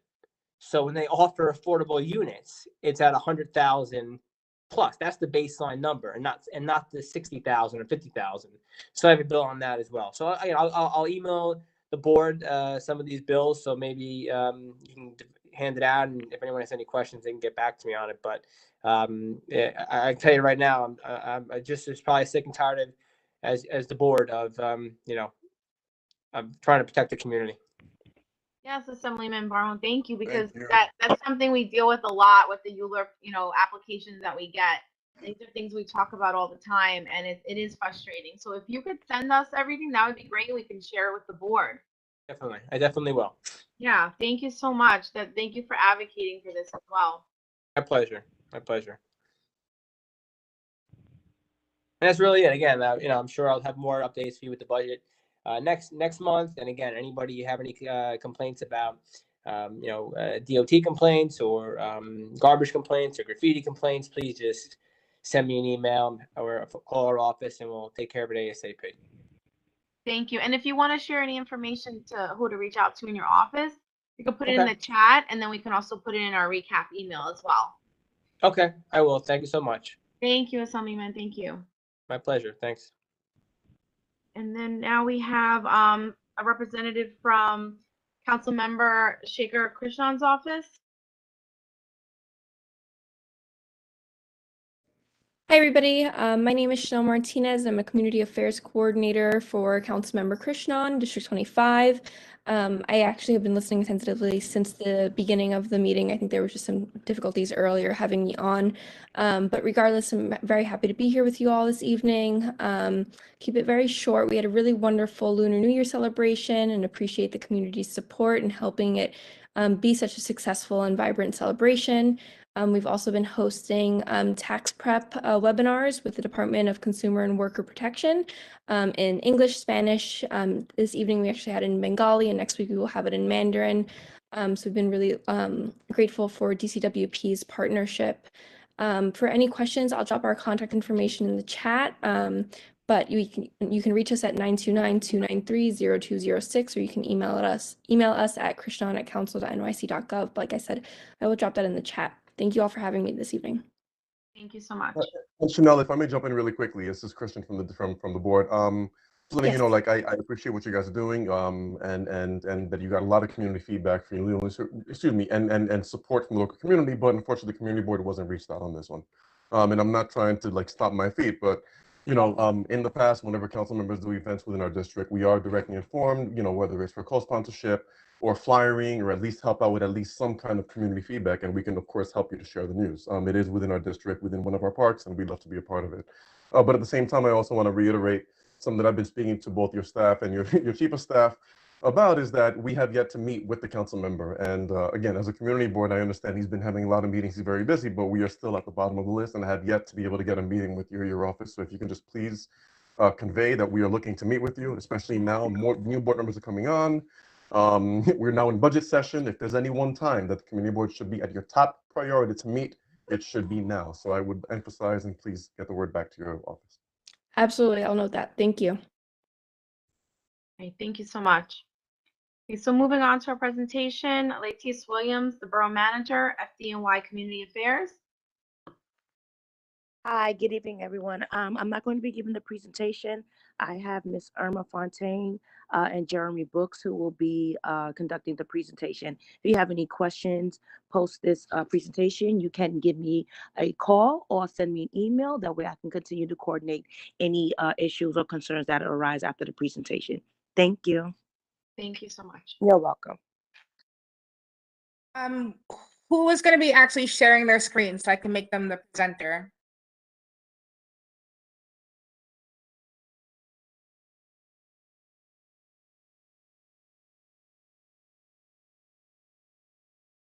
Irma, Jeremy?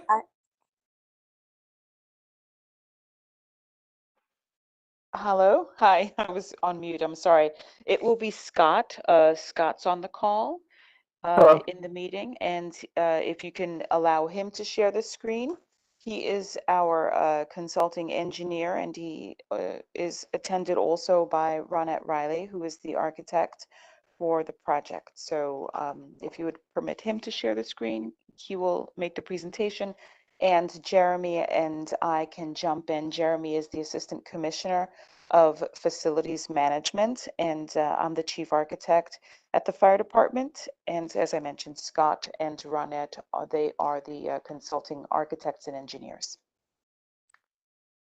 Okay, Scott has presenting abilities now. Excellent. Is everybody seeing my screen? Not yet. No, not Sorry yet. about that. Okay.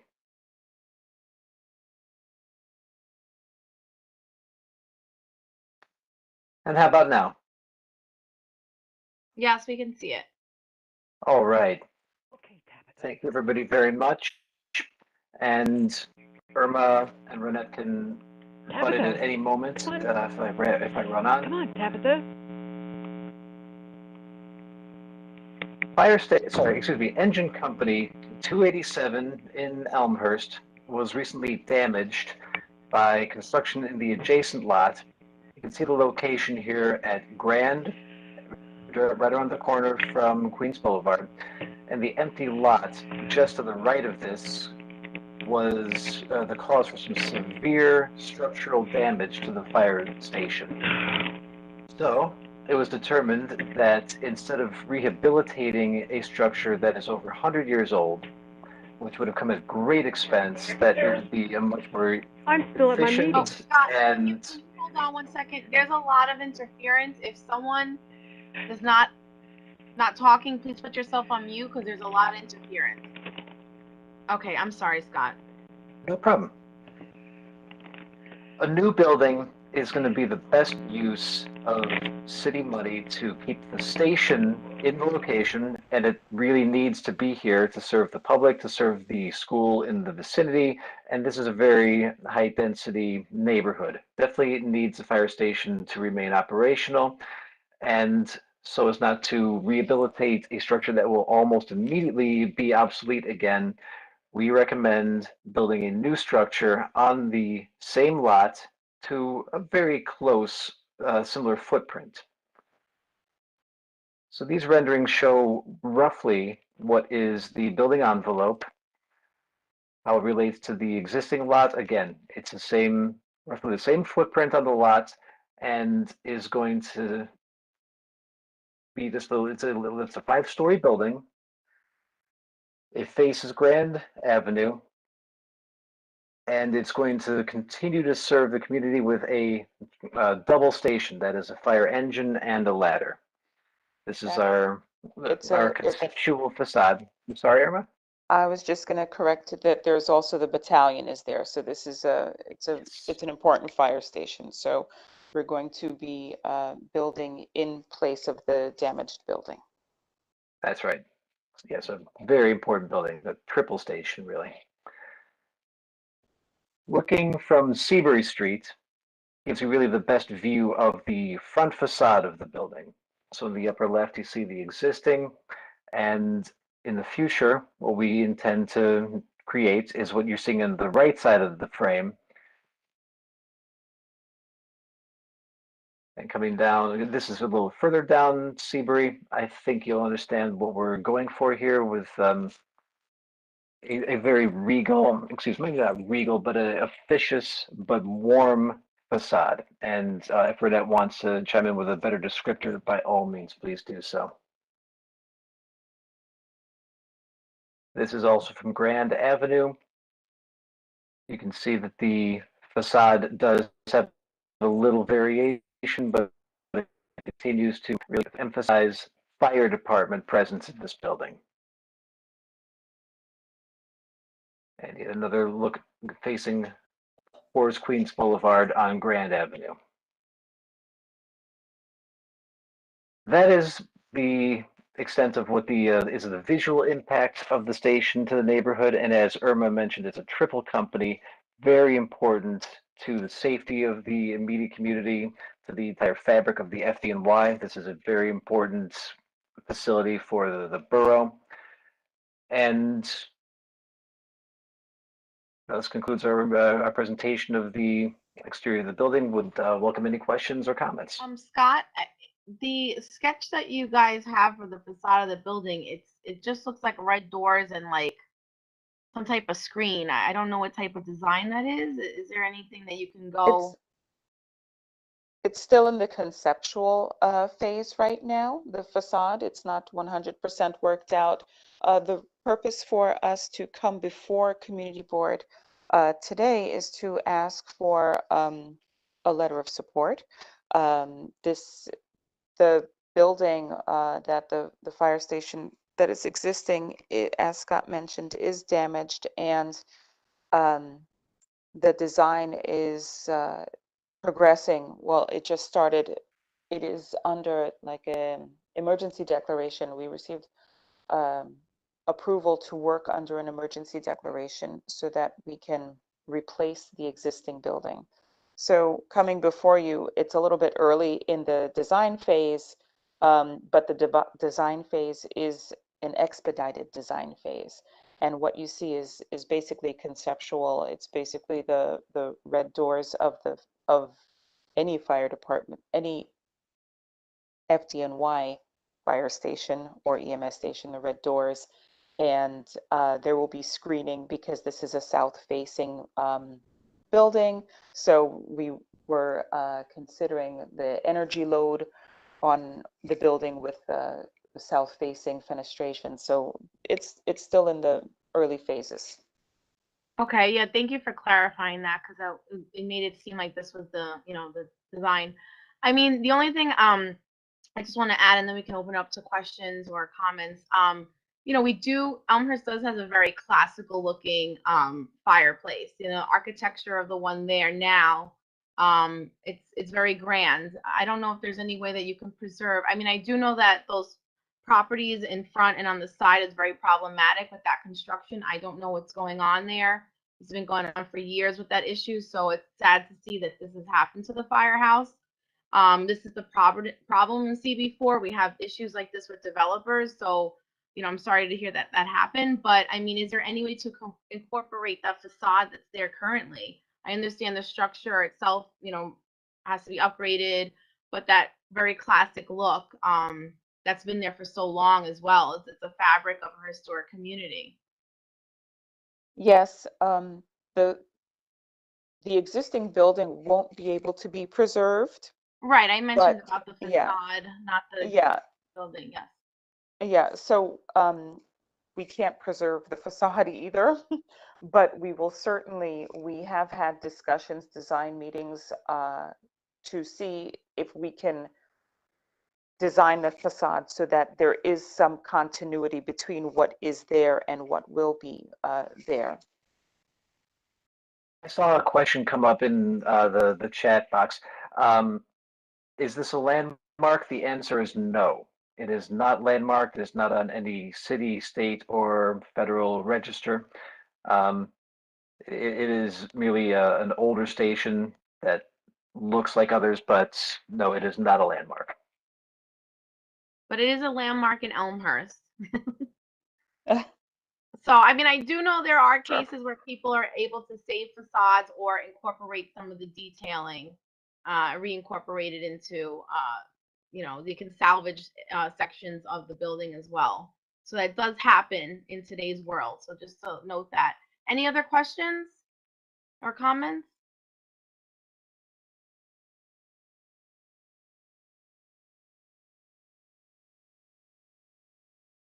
No, nothing? Okay, and then now how do we go forward if anyone has any comments? What's the process now? I think this is where Latisse Williams jumps in. I'm not quite sure.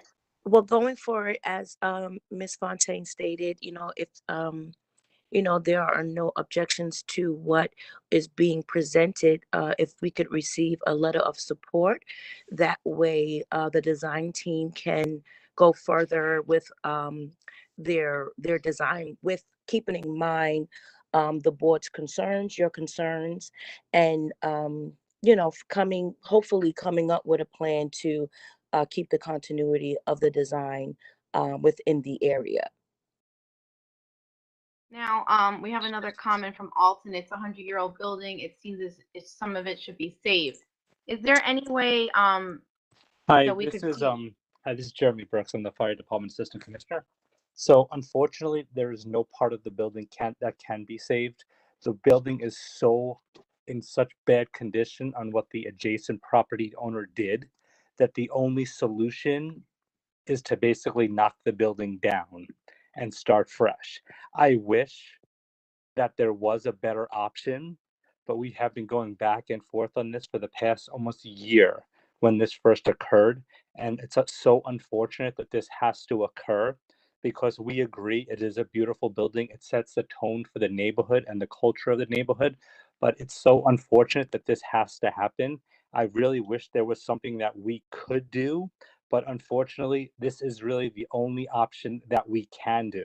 And we do feel your support because we have the same issues. We don't want to knock the building down. It's a beautiful building. It serves the community perfectly. But unfortunately, this is what was pressed upon us by the adjacent property owner. And right now, we're doing our best to expedite this. So basically, we have the fire protection in the same area where it is currently. Okay. Oh, I just want to say something in terms of the historic aspect of it. I mean, I am, besides chair of the community board, I am president of Elmhurst History and Cemeteries Preservation Society, and in the preservation world, kind of. And I know there's elements that you can salvage, you know, such as cornices or, you know, lintels and little aspects of the facade itself. So certain things, like also in the Elmhurst Library, they use the old brick and they use it for part of the facade. So that's what basically I'm kind of talking about with salvaging some aspects and detail elements. We will definitely look into seeing what we can incorporate or what is definitely salvageable to maybe Right. make a design or some type of mural on the building to represent the former structure. Yeah, you can even add those elements if you're able to salvage them and add those elements into the new design as well. That's something we'll definitely look into. Yeah, I think that would be, you know, a great homage to not only the building, the history of the community, in my opinion. So, any comments? Any other questions? Maria Elena, can you hear me? Yeah, we can hear It's you. Leanne. I just wanted to say too, I mean, I don't represent the organization I work for right now, but I work in preservation as well now. And I just wanted to note that when the chair had some concerns, there seemed to be a little bit of flippancy as a result. And I think, you know, even a nascent preservationist like myself knows that you can salvage things. So I just want to reinforce what our chair has said. And I understand safety, and I say, we have to do things quick. Sometimes things have to suffer, but it seems like this conversation should be had, and I appreciate the chair bringing it up. Thanks. I want to apologize. There was no flippancy that was intended at all. I think Jeremy and we were just expressing that the building has received so much damage that we cannot save the facade. I understand that there are elements that possibly we can, in the demolition process, preserve and incorporate into the new building, and that's what we'll look into, that if that's at all possible, or what elements can we fold into the new design. But certainly we weren't trying to give off, like, just blow off your concerns. That is not what we were doing, and I apologize if that's what came across. I have a question, Marilena. While this firehouse is under construction, which will cover our area? Which firehouse will cover our area? So the plan is to, when the firehouse is demolished, that the fire company will be relocated within the same, within a 1 mile radius of the existing firehouse. That site acquisition has yet to be determined. It is in process with the city. And will you be notifying the community board as to which firehouse? Will it be in Maspeth, or will it be in Corona? No, it would be the same building, the same fire company that we are doing the 287 building. It will just be in a different temporary location. Yes, that's what we want to know. Is it going to be the one in Queens Boulevard in Sunnyside?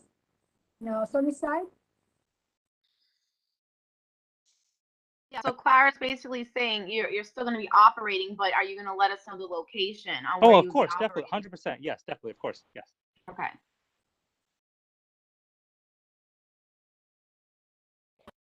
Any other questions from the board? Yeah, yes. Can I say something? Sure.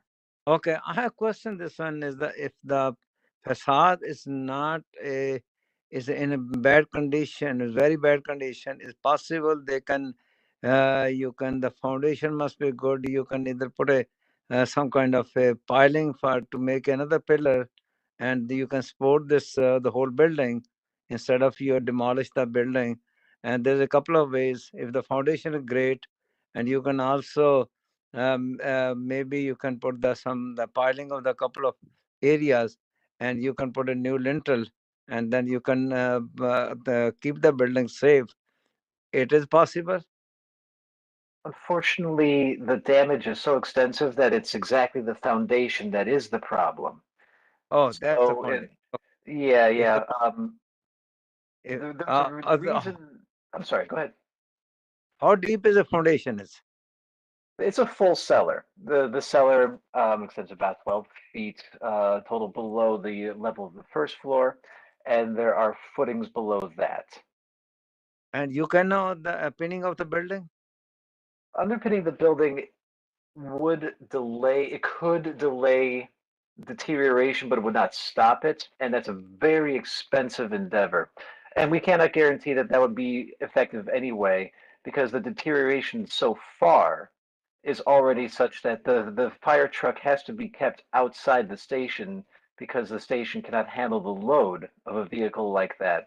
So underpinning wouldn't do the job because the damage has already it's already so extensive that the station is not fully usable. What is the indication of the red sign is just showing the side wall? Just like is it what is it? Is it on the parapet wall, or just like what is the side wall? What is the shows the red one? Are we talking about the location, the existing sidewall, or the future sidewall? I'm sorry. Yeah, yeah. When we see, I mean, I'm seeing the screen, and they have a red building. So what is this area? The red building. Yeah, this one just okay. You now exploded a little bit. Mm-hmm. Right. This is the preliminary concept for the new building. And again, Okay, this okay. is, yeah, the red doors emphasize the fire department, and yeah, it's new construction. Okay, okay. I notice now that you have it's a garage doors, which now it shows a little bit before it's just like a wall. So okay, I mean, if you think that foundation is not great, then better to make a new foundation and start from the bottom. So this way it will be run again for the 100 year again. That's an absolutely accurate point, and that's what we're going for. So thank you very much for bringing that up. So I And this, I have a question to jump off, Gurdeep. So this construction that's going on the side and in the front. So if you build a new building, what's the guarantee that is not going to happen again? Because that construction hasn't even been like anywhere near completed. no, when they start, they're going to Oh start. no, I had a question for them, Gurdeep, not you. Sorry. Oh, okay. There's you cannot guarantee that future construction is going to keep our buildings safe, but no construction should cause damage to the adjacent buildings. And this, I think, was a real exception to the rule in the city. The city does a very good job of vetting out problems like this. So could something happen again at any location within the city? It is possible, but be very clear that the design team and the FDNY are taking all possible precautions to build a building that is going to be a good neighbor and not do the same thing to the adjacent properties. So we're well aware that construction adjacent to existing buildings is it's a serious undertaking, but we will not be out of the loop should anything fill the lot next to us. And until then, we are designing a building that is going to last for decades, for a very long time. And it is being built back robust and strong and to be a good neighbor. Okay. That's all We we also can do have for a present. couple more questions. Does the FDNY have a picture of the existing conditions? Can you share? Yes, we have a report. I don't have it to share at this particular moment, but I can send it to Latisse Williams, and she can forward it. Okay, and then we have another question.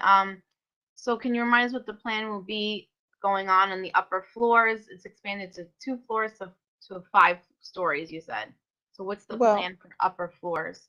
the building that it currently exists, the fire station, is just a little bit past 8,000 square feet, and it was designed for the fire department's use when we were using horse and buggies. And it doesn't suit the fire department's needs. It doesn't fit the program for the 21st century fire station. So that's why the building will be larger, because the fire department, the fire program has grown over the past 100 years. Okay, any other questions?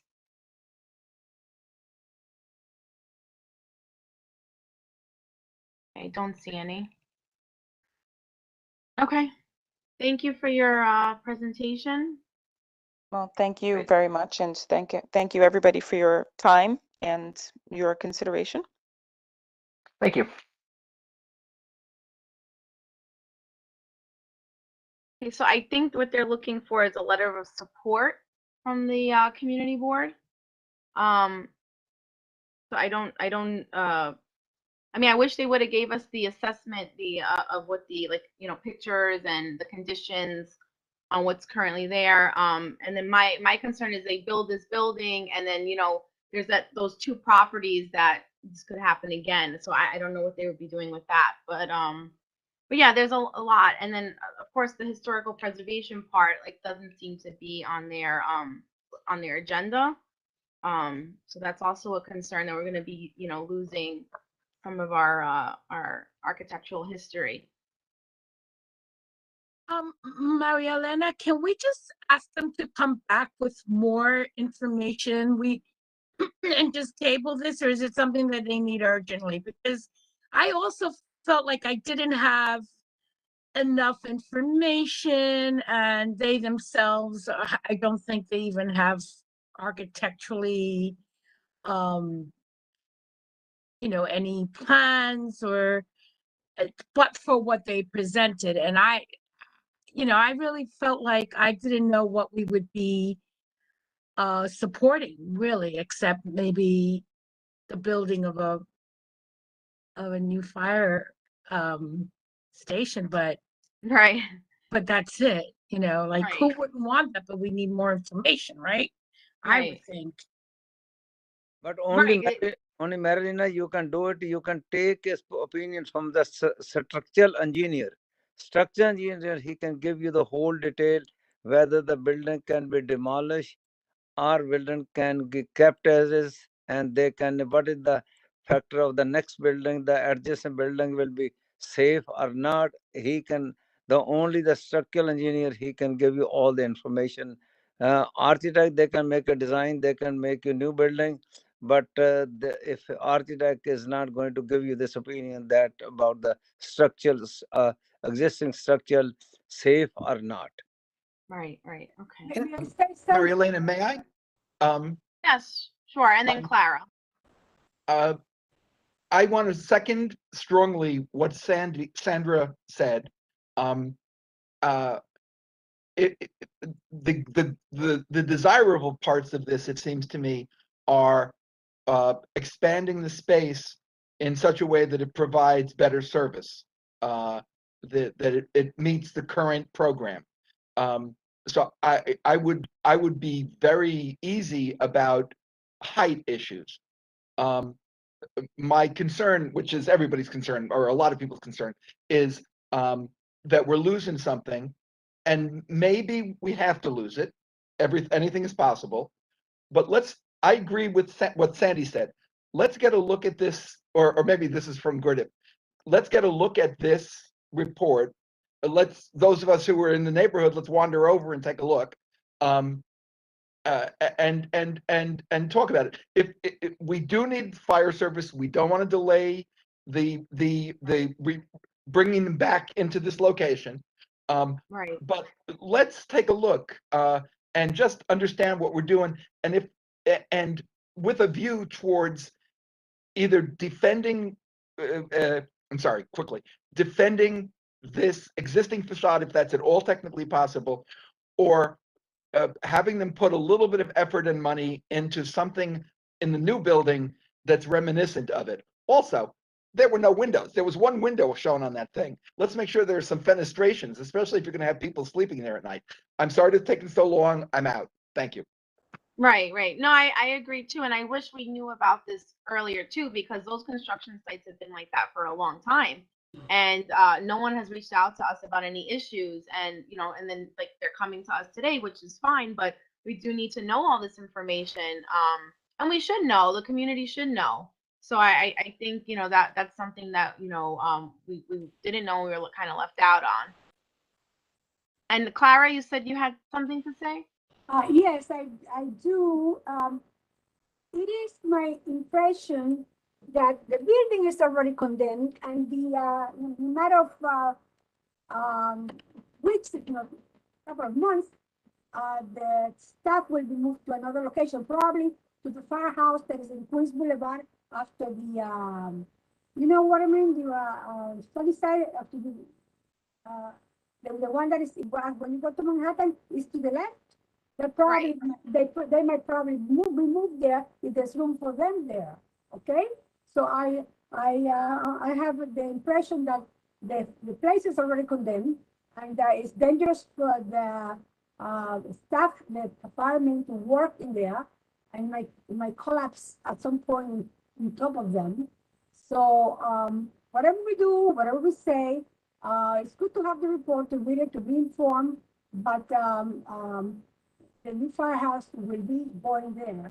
And in 2 months, no more than 2 months, the firemen will not be going to that station. Will probably be in that firehouse on Queens Boulevard. That's next to the gas station. I forgot the street. That's the entrance is to the Long Island Expressway is there also. or the bikini. Well, they will probably go there in the firehouse. They'll share the space while the building is under construction. That's what I wanted to say. Thank you. Thank you, Clara. I would just like to add a few things. First, I would like to say that our intention is not to relocate any of the fire companies from that building to the ones on Queens Boulevard or other places outside of 1 mile area of where the current fire station is. That is what we are currently looking for, and that is what our intention is, to keep it within that community area. Second, what I would like to propose is also, if anybody would like to do, we could arrange a site visit to the fire station. If your members of the community board would like to see, we could take them to the fire station to see. As the member just said previously, the building is in bad condition. The fire trucks have been parked outside. It's only the members in building. So the longer we wait, the longer that this occurs. And we don't want to wait as long as we can. If there seems to be an issue about the design, which I understand, you want us to incorporate more of the historical aspect of the building. What I would like to suggest, if possible, a letter of support for the work upcoming, and then we could come back in the future with a better design or a different design element, which can be discussed from some of the suggestions brought about here today. As the architect, I would just like to chime in a little bit. First of all, the facade is peppered with windows. It's not just one window. The windows are behind a solar shading system of vertical fins. So there are windows in every room that someone's sleeping in. The program, my practice, does a lot of historic preservation work. That was the first thing we looked at in terms of incorporating. And I would say that the building to the, well, if you're looking at the firehouse, the building to the left has no historic merit. The building to the right will be a very contemporary building. So we're not sitting within a historical block. The building as it is or was for 100 years is a special building, and we spent a lot of time talking about that. So it's not lost on our team of designers that this is a unique building, but it's not sitting within a historical facade of the street. We know that, and that's the problem with CB4. Elmhurst and Corona, we lose our history every day, and this is things we talk about all the time. So this is why we're bringing it up. Even if the building next to it, the left or the right, is not historic, but this is, a historic aspect of our community. That's why we are bringing up, and we know it's not a historic district. So right, but we looked at whether we could save that facade, and it doesn't work financially, structurally, aesthetically, or programmatically with what the fire department needs. And I would just implore you to support the letter, and I think it's a great idea. We come back as the design develops, but we're on a very fast track so that the community can get their full service firehouse as quickly as possible. So your support would be greatly appreciated. Okay, thank you. Okay, board. So does anyone want to make a motion? Yeah, I can move the motion. So can we can make a motion to, of course, have a safe firehouse. I know that's what we all want, and a functional one.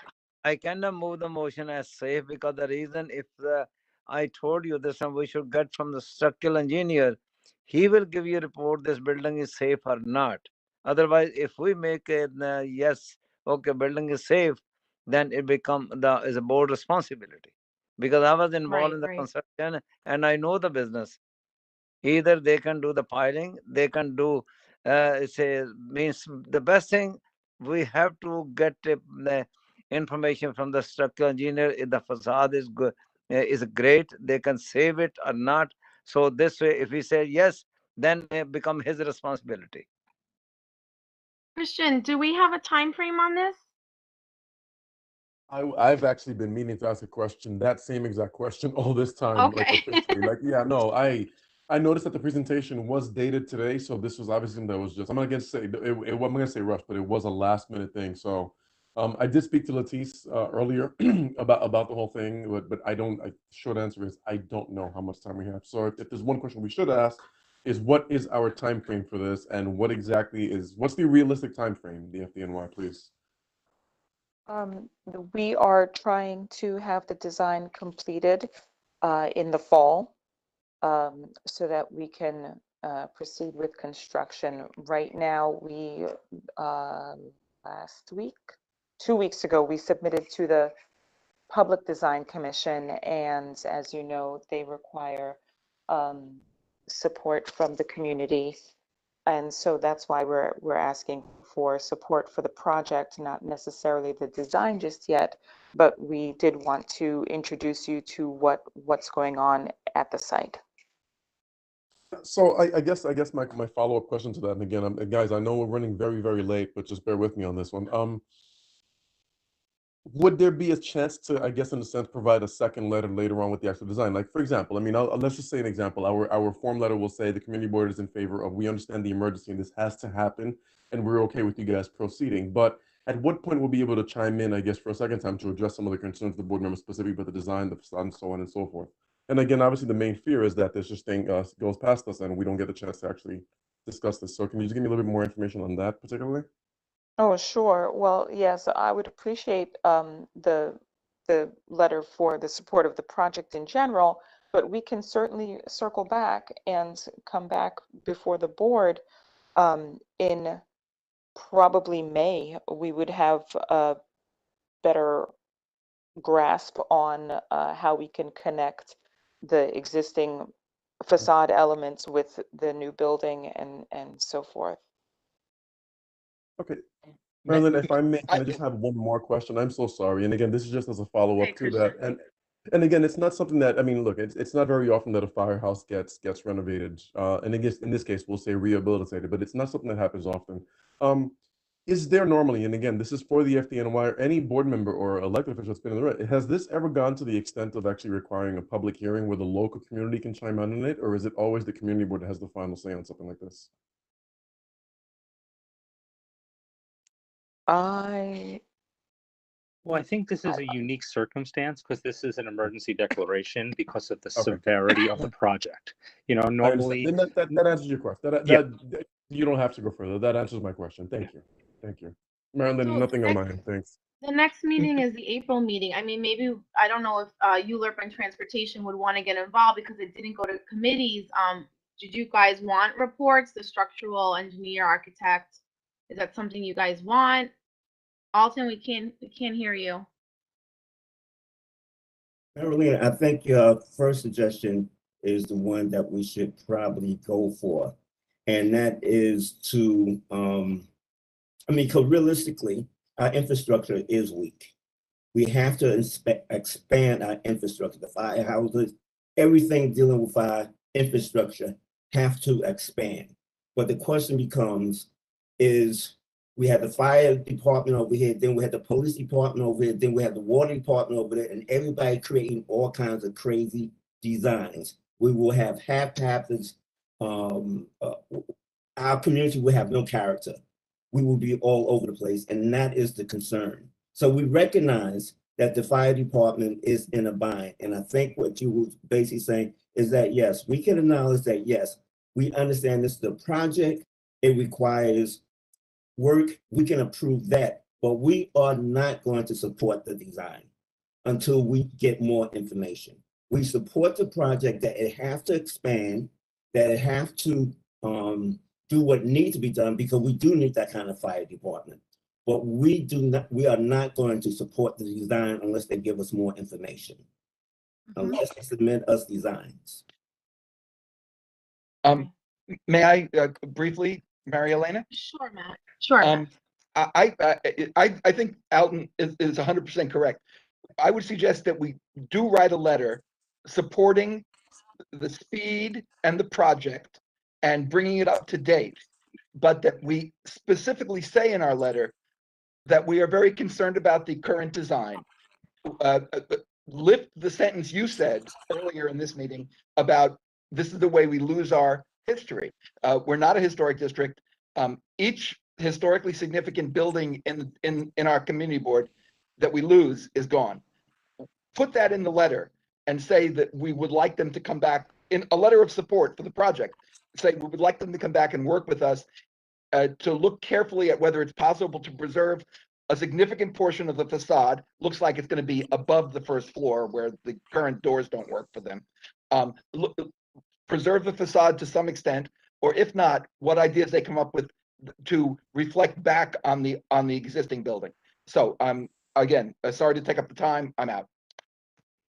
Yeah, Marilena, look, I again, I think for sake of moving us on, I will also admit that, Matt, I agreed with you 1,000% as you were saying it. My intent, because I would likely be the one to draft the letter, was to mention just that we of course, and again, let's not forget, guys, we are talking about an emergency declaration here. This has to be done. So I agree with moving forward with the project, but we'll certainly cite all the concerns. It'll be very, very detailed. We'll have all the bullet points, and we will, in the letter request, that we are looking forward to continue working with them when the design is considered to bring it back to us. Marilyn, I think it's a pretty cut and dry letter, but I can certainly address every single point here that won't block the project from happening, but at least doesn't let it, get past what we're worried about. And I think they should involve the community more too, in aspects of, how things can be preserved, how we can honor the history. And just also, any community feedback, the community board can give feedback as well. Okay, no, that's perfectly fine. I will draft the letter. Go ahead, Sandra. Go ahead. And guys, I know we said 9 o'clock. Okay, go ahead. No. I was just going to say, I agree with everything, but I think that specifically, instead of saying we welcome them to work with us, I think we need to say, and we need to see the designs as they progress.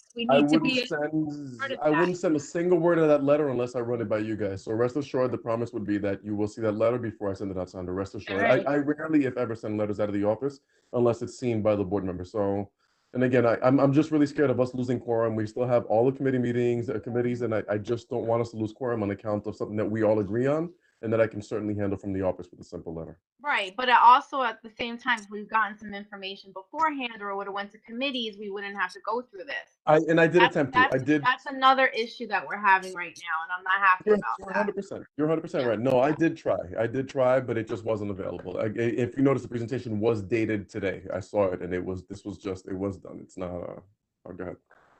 Because it puts us in a bind where we weren't able to discuss it, and we have to, everyone has questions, and people want to be heard, and so this is an issue for sure. Okay.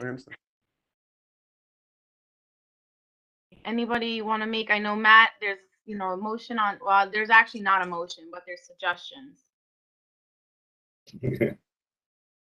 I'll move. Excuse me. Sorry.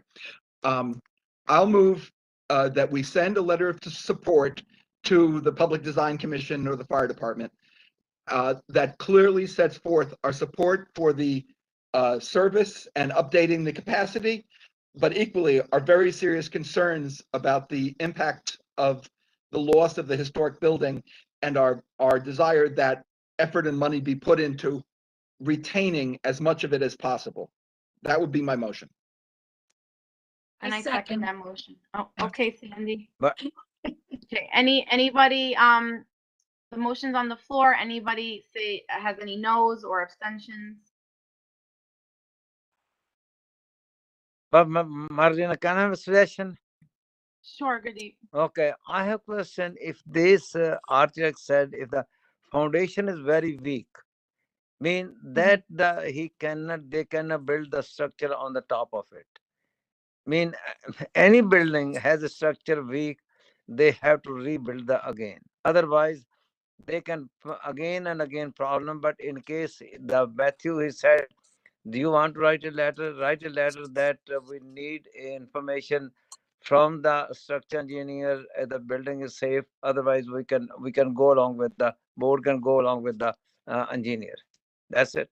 So yeah, Christian, in the letter, can we put that we want like the safetiness of even if it's a new building? I can put anything you want in the letter.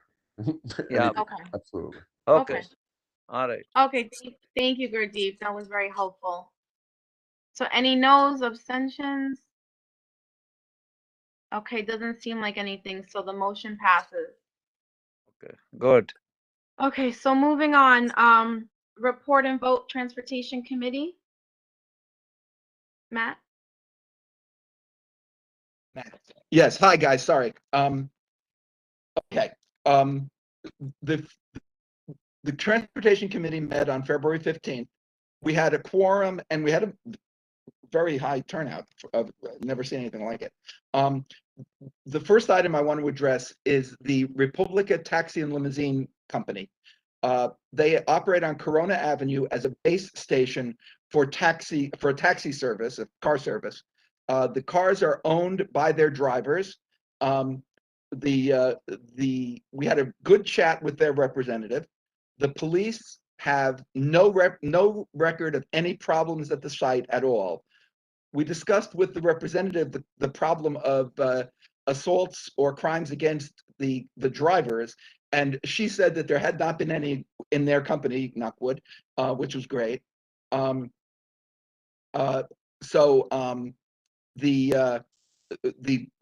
committee, after a good conversation with this lady, recommended unanimously that we approve the renewal of their existing license. So I would place that, Mary Elaine, if it's acceptable, I would make that as a motion that the board as a whole give the TLC that support. Christian knows what to do.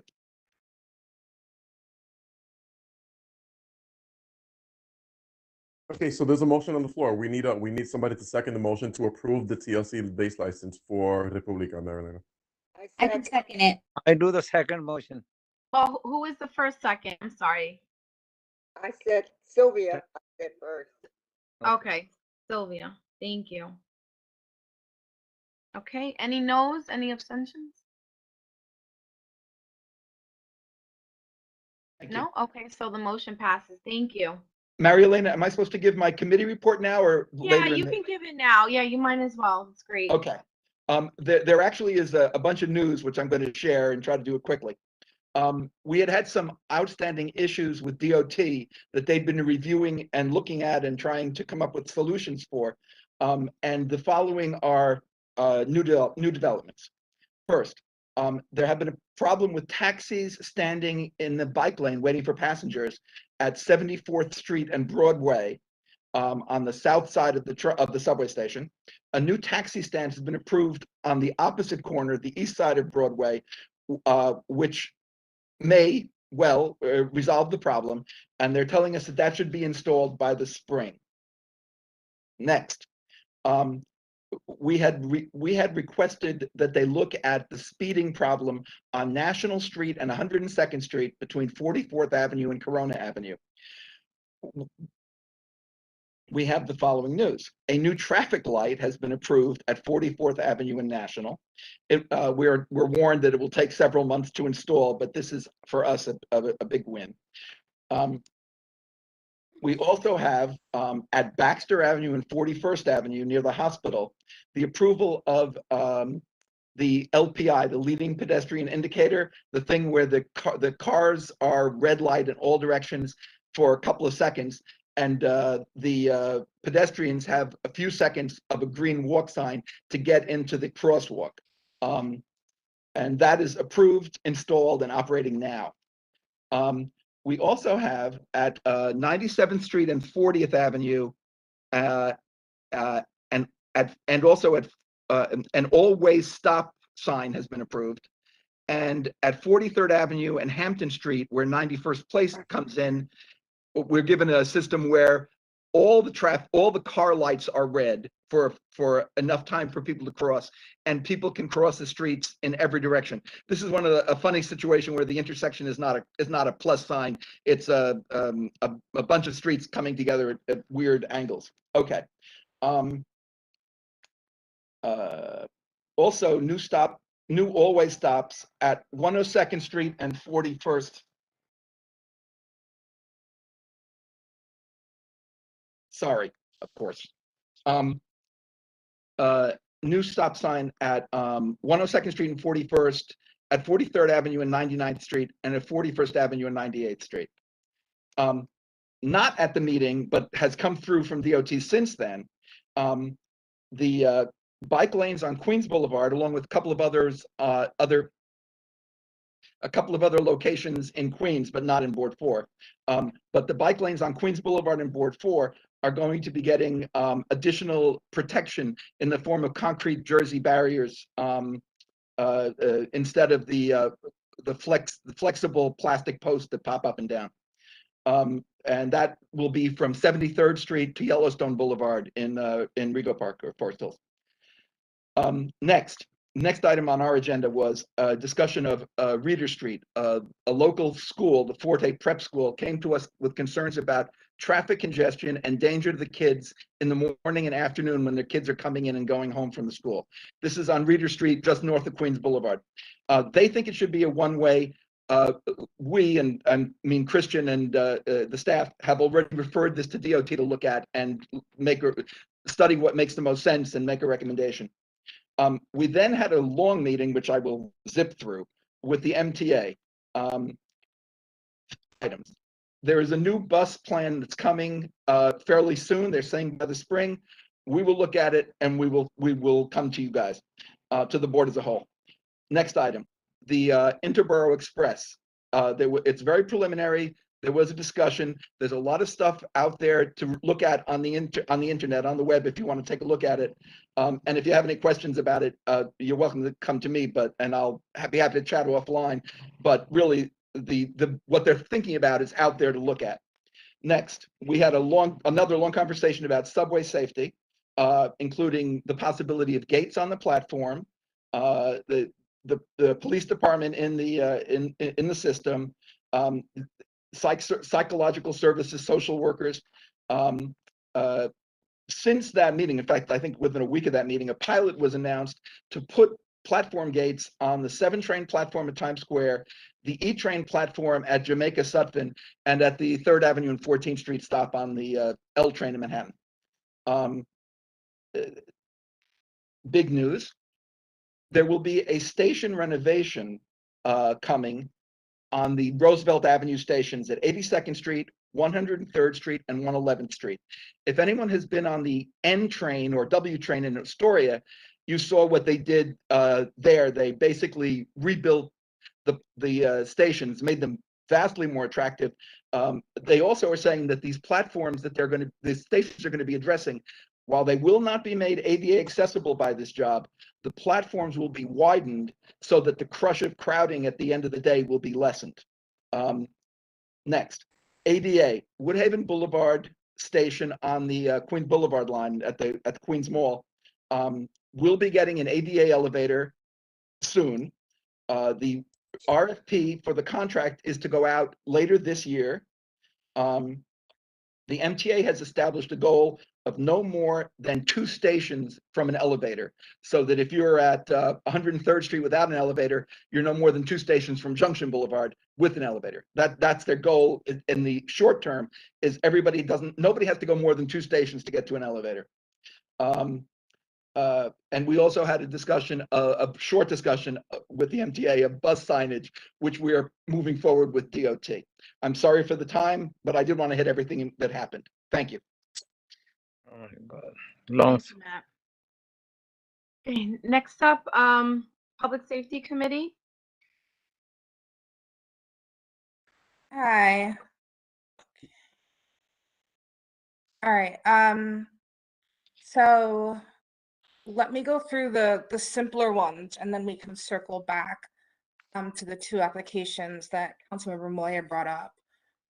So as far as denials of the new applicants, we just have the one, which was Rincon Cafetero Incorporated. That was number 7 on the new applicants. It's located at 5401 99th Street. They did not attend our meeting, so as a general rule, the committee tends to deny new applicants who don't attend. This way we can get them to come back and actually talk to us about what their business plan is like. And for the renewal applicants, 2 of them are approved, but pending them submitting a written letter agreeing to certain measures to improve safety issues that they've had within the community, like increasing security, decreasing operating hours, things like that. And so basically the committee voted to approve them as long as they submitted these letters. One of the applicants did. We're still waiting on the other one, but we can vote now and just hold our approval until we actually get the letter. And that would be number 2 and number 4 on the renewal applicants. El Diamante Boulevard Bar Corp at 4218 Junction. And the number 4 was New York El Diamante Corp at 90-18 Roosevelt Avenue.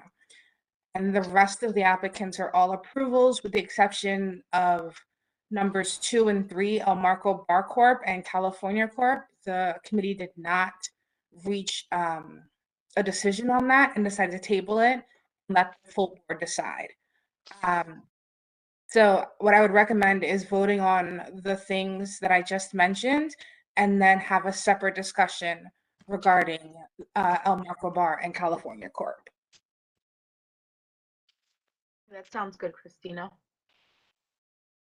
So I move to approve the approvals pending the letters. Is that is that the motion you're looking for, Christina? Yeah, I mean, I think the easiest way would just say approve or accept the committee's recommendations. That's it. Correct. That's my motion. Okay. I'll second. A second. Okay, Yeah, Matt. Matt second. Okay. Any no's? Any abstentions? No, so the motion passes. Okay. And so then I guess a discussion just needs to kind of be had regarding the 2 that Councilmember Moya discussed earlier in the meeting. There are 2 applicants for the same building, but they have separate entrances, one on 104th Street and the other one on 46th Avenue. It's the former location of Tony's Pizzeria. Y'all discussed this partially last month when they attempted to renew Tony's license. Since then, they have turned in the original license, the one that's listed under Tony's Pizzeria. They are now applying for 2 separate ones. Again, so one is going to be for the front part on 104th where the pizzeria was, and then the second one is going to be on the 46th Avenue side, and that's basically where the family dining room was before. Well, we heard Councilmember Moya speak about the issues, and it is I know to a lot of people, so I don't know. Christian, is this where we could just say no, or we would have to write? Yeah, you can certainly say no, and in our letter, we would of course, stipulate any issues. We can say the community board decided no due to the following, etc. But I want to be very clear, it is 2 places we are talking about. I understand that there may be some confusion that they are both under the same building, and that is true. But in fact, they are 2 separate licenses. So what works for one may or may not work for both. But the short answer is, Marilena, yes, we can certainly say the community board chose to deny the application. We cite our reasons, and then ultimately the SLA will have the final say. It's not always a no, but these sites do in fact have a lot of history behind them. Or rather, the site actually, and it does have the backing, or in this case, the non-backing of Councilman Moya. So yeah, the short answer is we can certainly say no if we choose. It's two applications, so we would have to say we deny both, not because it's the same location. Yes. It's the same location, but just 2 separate applications. Okay. Yes, exactly. Okay. The only thing that I will say, I'm sorry, I'm trying to simplify things, but I also want to be very clear that while both locations do share, again, the same roof, they will very likely be separate letters. They obviously can't. So one of them, whereas one is on a residential side, because I know there was concern that it's much more residential to say the front entrance. So again, these are all items that will be identified for each location separately. So however you guys want to vote on those, whether it's approval or denial, is up to you, but they will be separate. I support denying it. Vincent Lasello. Which you're denying both licenses, Vin? Okay, the one on the residential side, I know, but given the history of the past, when during the pandemic, when they were they were operating through it, running the business through the front, is it the same owners? I mean, I know the last time we had this confusion, and I was wrong, Christian, you were right, but is on paper, is it the same people doing it, two different, No, forget- no. So yeah. So again, I guess I'll clarify it for everybody. And I don't. I mean, I was present for Councilman Moya's report, but again, my phone is what I use for meetings, so I might have missed a couple of things that he already mentioned to you. There are two different applicants. Tony's Pizzeria is a very large venue. There's the front of it and there's the back of it. There's the main entrance that's along 104th Street. And then the second part, which used to be his bar. I mean, for those who don't know, the front of the pizzeria was a pizzeria. The back was a dining room, and that also had the ability to go upstairs to the second floor. It has been split into two. So we have two different licenses. We have one towards the back of the house of what used to be his formal dining room, separate applicant from those that are in the front taking over the pizzeria aspect of things. The fear is, of course, that both of them can use the upstairs room, etc., the noise, but they both have I might say substantially, but they have different business plans, different owners, different principles, different everything, but they are both under the same roof. And of course, that's the concern that they may be in cahoots, etc., etc. But they are two different licenses, two different owners, two different names, as if it was two separate places. They're just both under the same roof. Christina, I'm 100% correct. Right, Chris? You correct me? Yeah, yeah, no, that's 100% correct. You got it. Okay, so again, I again in my professional opinion, I would refrain from putting them as a slate. They shouldn't be treated as the same license. They should be two separate ones. So whether you're denying the one that's on the residential side of things, which is El Madam Barco, and then the Chairwoman? other one, California, however you guys want to handle it. But I definitely don't feel comfortable putting them on the same letter, obviously. On the same letter. That's Okay, it fine. has to Madam be two Chairwoman, separate- may I speak? Yes. I Yes, propose go that ahead. that's fine if Chris actually wants to do two separate letters, but I propose denying both. I mean, living on that street, knowing who is there, knowing who's actually putting in the license, and the past, of what they've done. They haven't been a good neighbor. I do not recommend that they get a liquor license at all. I agree with that, Edgar Moya. I already said no before in the meeting. Okay, So- no, so- I'm glad everyone's voicing, but we need a motion. Yeah, I make a motion. I'd like to second it. Well, hold on, but there's no motion been made. Hold on, guys. So again, is the I make a motion. I'm going to say a motion to write two letters to the SLA denying both licenses. Yes. And I can Excellent. Thank second you. that. That's clear. I Thank you. agree. I agree. Perfect. Okay. Okay, so the motion's on the floor. Everyone agrees? Any noes? Any abstentions? Yes. Okay. Good. Okay, Excellent. so the Thank you, guys. I motion appreciate it. passes. Thank you. Okay, thank you, everyone. So now we're going on to the committee reports. We're running late. I know. I'm sorry. There's just so much on the agenda, and some of it was obviously surprises. Some of it was, just a lot of concerns, of course. So moving on, we have consumer affairs. Michelle? Marilyn, excuse me. Yes, Georgina. Can we sign off, please? You can sign off because we don't have anything else to vote on. We're just gonna go Okay, through the thank committee you. reports. All right, Okay, thank thank you, you. Georgina. Michelle, consumer affairs? Yes, good evening, everyone. I know that last month I didn't give my report because in honor of Lucy. But we did have a meeting on the 117, and we discussed all the information. So our meetings will be every third Monday of the month. So we have a meeting coming up this month, the 21st. And I'll get all the information for you guys. Can get me an invitation out to my members. And to my members, I was supposed to send you the list of the merchants, which I didn't. However, I did get 4 of the businesses, the Bavarian Cuisine, One Stop Mini, and the check cashing place. Also the store on the corner, I can't remember the name. Well, one more store to sign up for our newsletter. And I also have labels with their addresses on it. Maybe I could get a letter from the board asking the people to join the newsletter. So I look forward to a report for this month on the 21st. And happy Women's Day to everyone. I also wanted to add that Left Rack City Tenants Association and Left Rack City Management teamed up with Moya to donate food and clothes and things to the Ukrainian refugees. And that is going to be from, was today, the 8th, and tomorrow, the 9th, from 9 to 4. And the last day will be the 10th. It will be at Councilman Moyer's office, 10601 Corona Avenue. And so they will be sending this stuff off Saturday. So if anybody have any donations that they want to add, please, you can find it on our website, lcta.info. Thank you. Thank you. Thank you, Michelle. Environmental? Carol?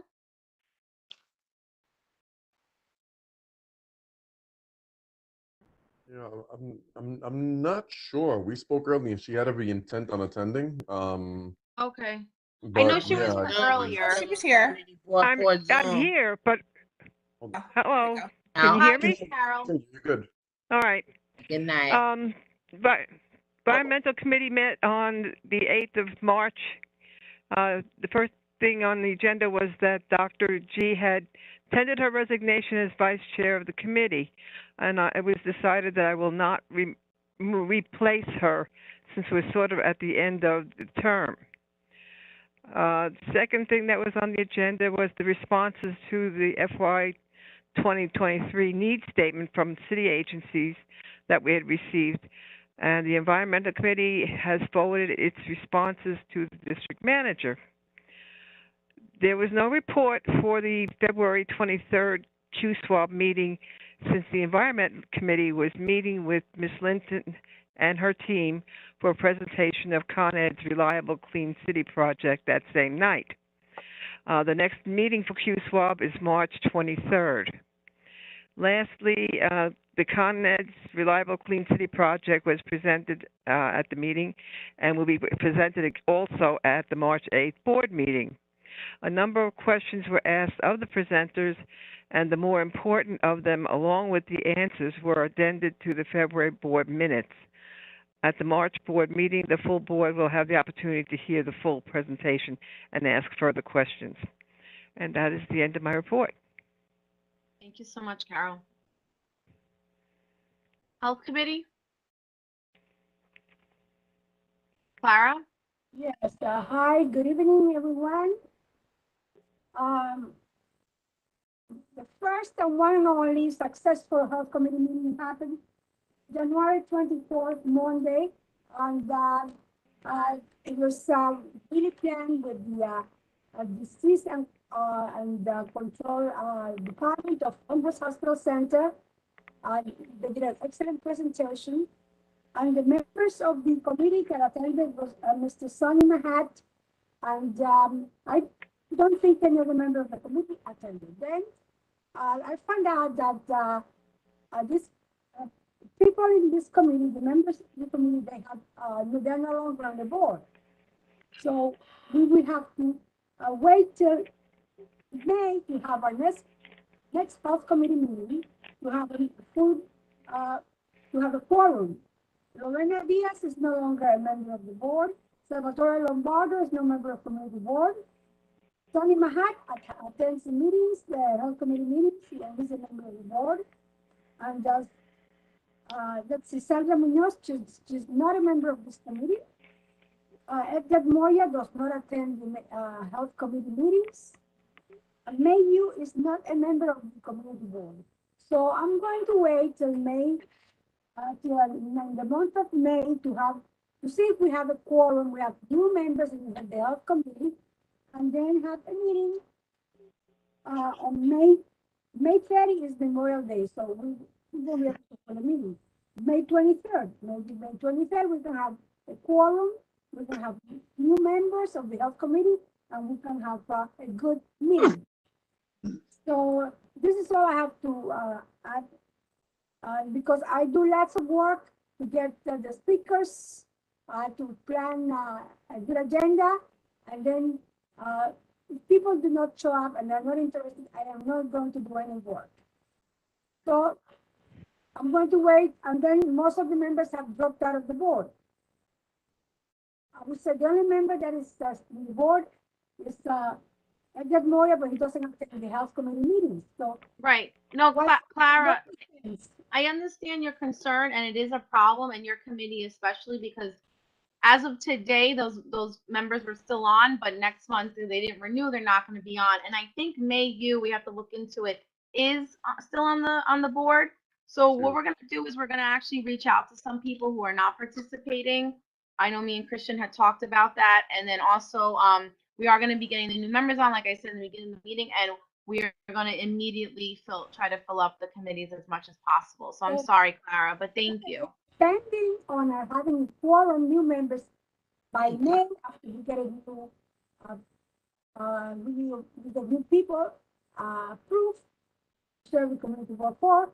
Then if we have a quorum, then we can hold a health committee meeting. And I'm very happy, willing to work and develop an agenda and to get the presenters for this committee. But in the meantime, it's a waste of time because people, we don't have the membership, and only one person will show up, and that person, Mr. Mahad is traveling now, so he might not show up. So this is all I have to say. Thank you. Thank you, Clara. Thank you, Clara. The Parks Committee? Oh, actually, we didn't have we didn't meet last month, but we had a somewhat informal discussion regarding the Queens Night Market. And we hope that to meet with John Wang sometime this month, and that he'll be able to give us more details regarding his plans, and then we'll be able to give you guys our recommendation. And also, I just want to put more emphasis on the scoping meeting scheduled for tomorrow.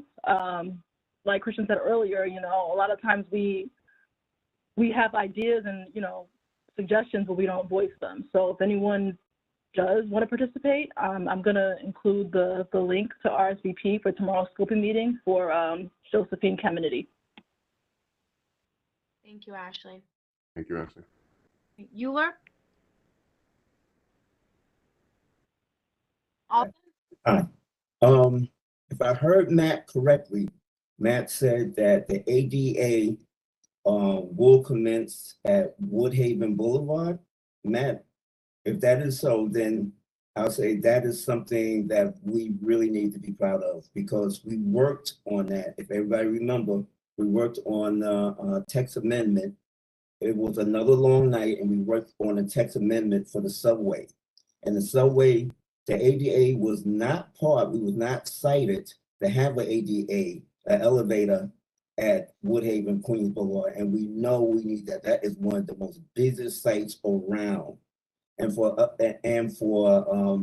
Department of Transportation to say that they honor their word, that they will start the ADA at Woodhaven, that's a big achievement for Community Board 4. I just want to express that. Thank you. We worked hard on that. Now, moving on to Europe. We had a discussion about the survey for good urban design. And one of the things that we realized tonight in looking at both presentations about the firehouse and also about Con Edison is that we need an urban plan. A good urban plan, the one that we was asked to fill out, it was sent out to 9 million New Yorkers. I don't truly understand how they're going to handle that. Even if they got 10% back, that would be 900,000 surveys. So I have no idea how they're going to handle that. But I truly believe that an alternative would be working with community boards. That's what we really need to help. We need and I think that's what we need to write. We need to write to them and say, look, we appreciate the survey, but we need good urban design to address the needs that we have here. Perfect example is what happened tonight. It is true that the fire station was built 100 years ago, and it could have been horse and buggy 100 years ago. Everything is going to expand, but at the same time, we need to maintain the character of our neighborhood. Hurricane Sandy and the pandemic shows that we just don't have the infrastructure here. So we have to build more hospitals, more fire stations, and we don't want to have habits. We don't want this going up this way, that one going up that way. The neighborhood would look a mess. The whole community would look a mess. So we do need good urban design, and I think we need to write a letter to the city planning asking for an urban planner, independent urban planner, to come into our area and work on the things that we need to do. The other part of Con Edison is environmental stuff. That's the other thing that an urban designer will look at is historical significance of our neighborhood, as well as our environment for our community. How is it possible that they say our air is going to be better? Well, what's going to happen to our water? If they fracking, that all that cracking is going underneath the water. So we need to have something in place. We actually need some sort of regulations where we actually have under 197A or whatever an urban plan for District 4.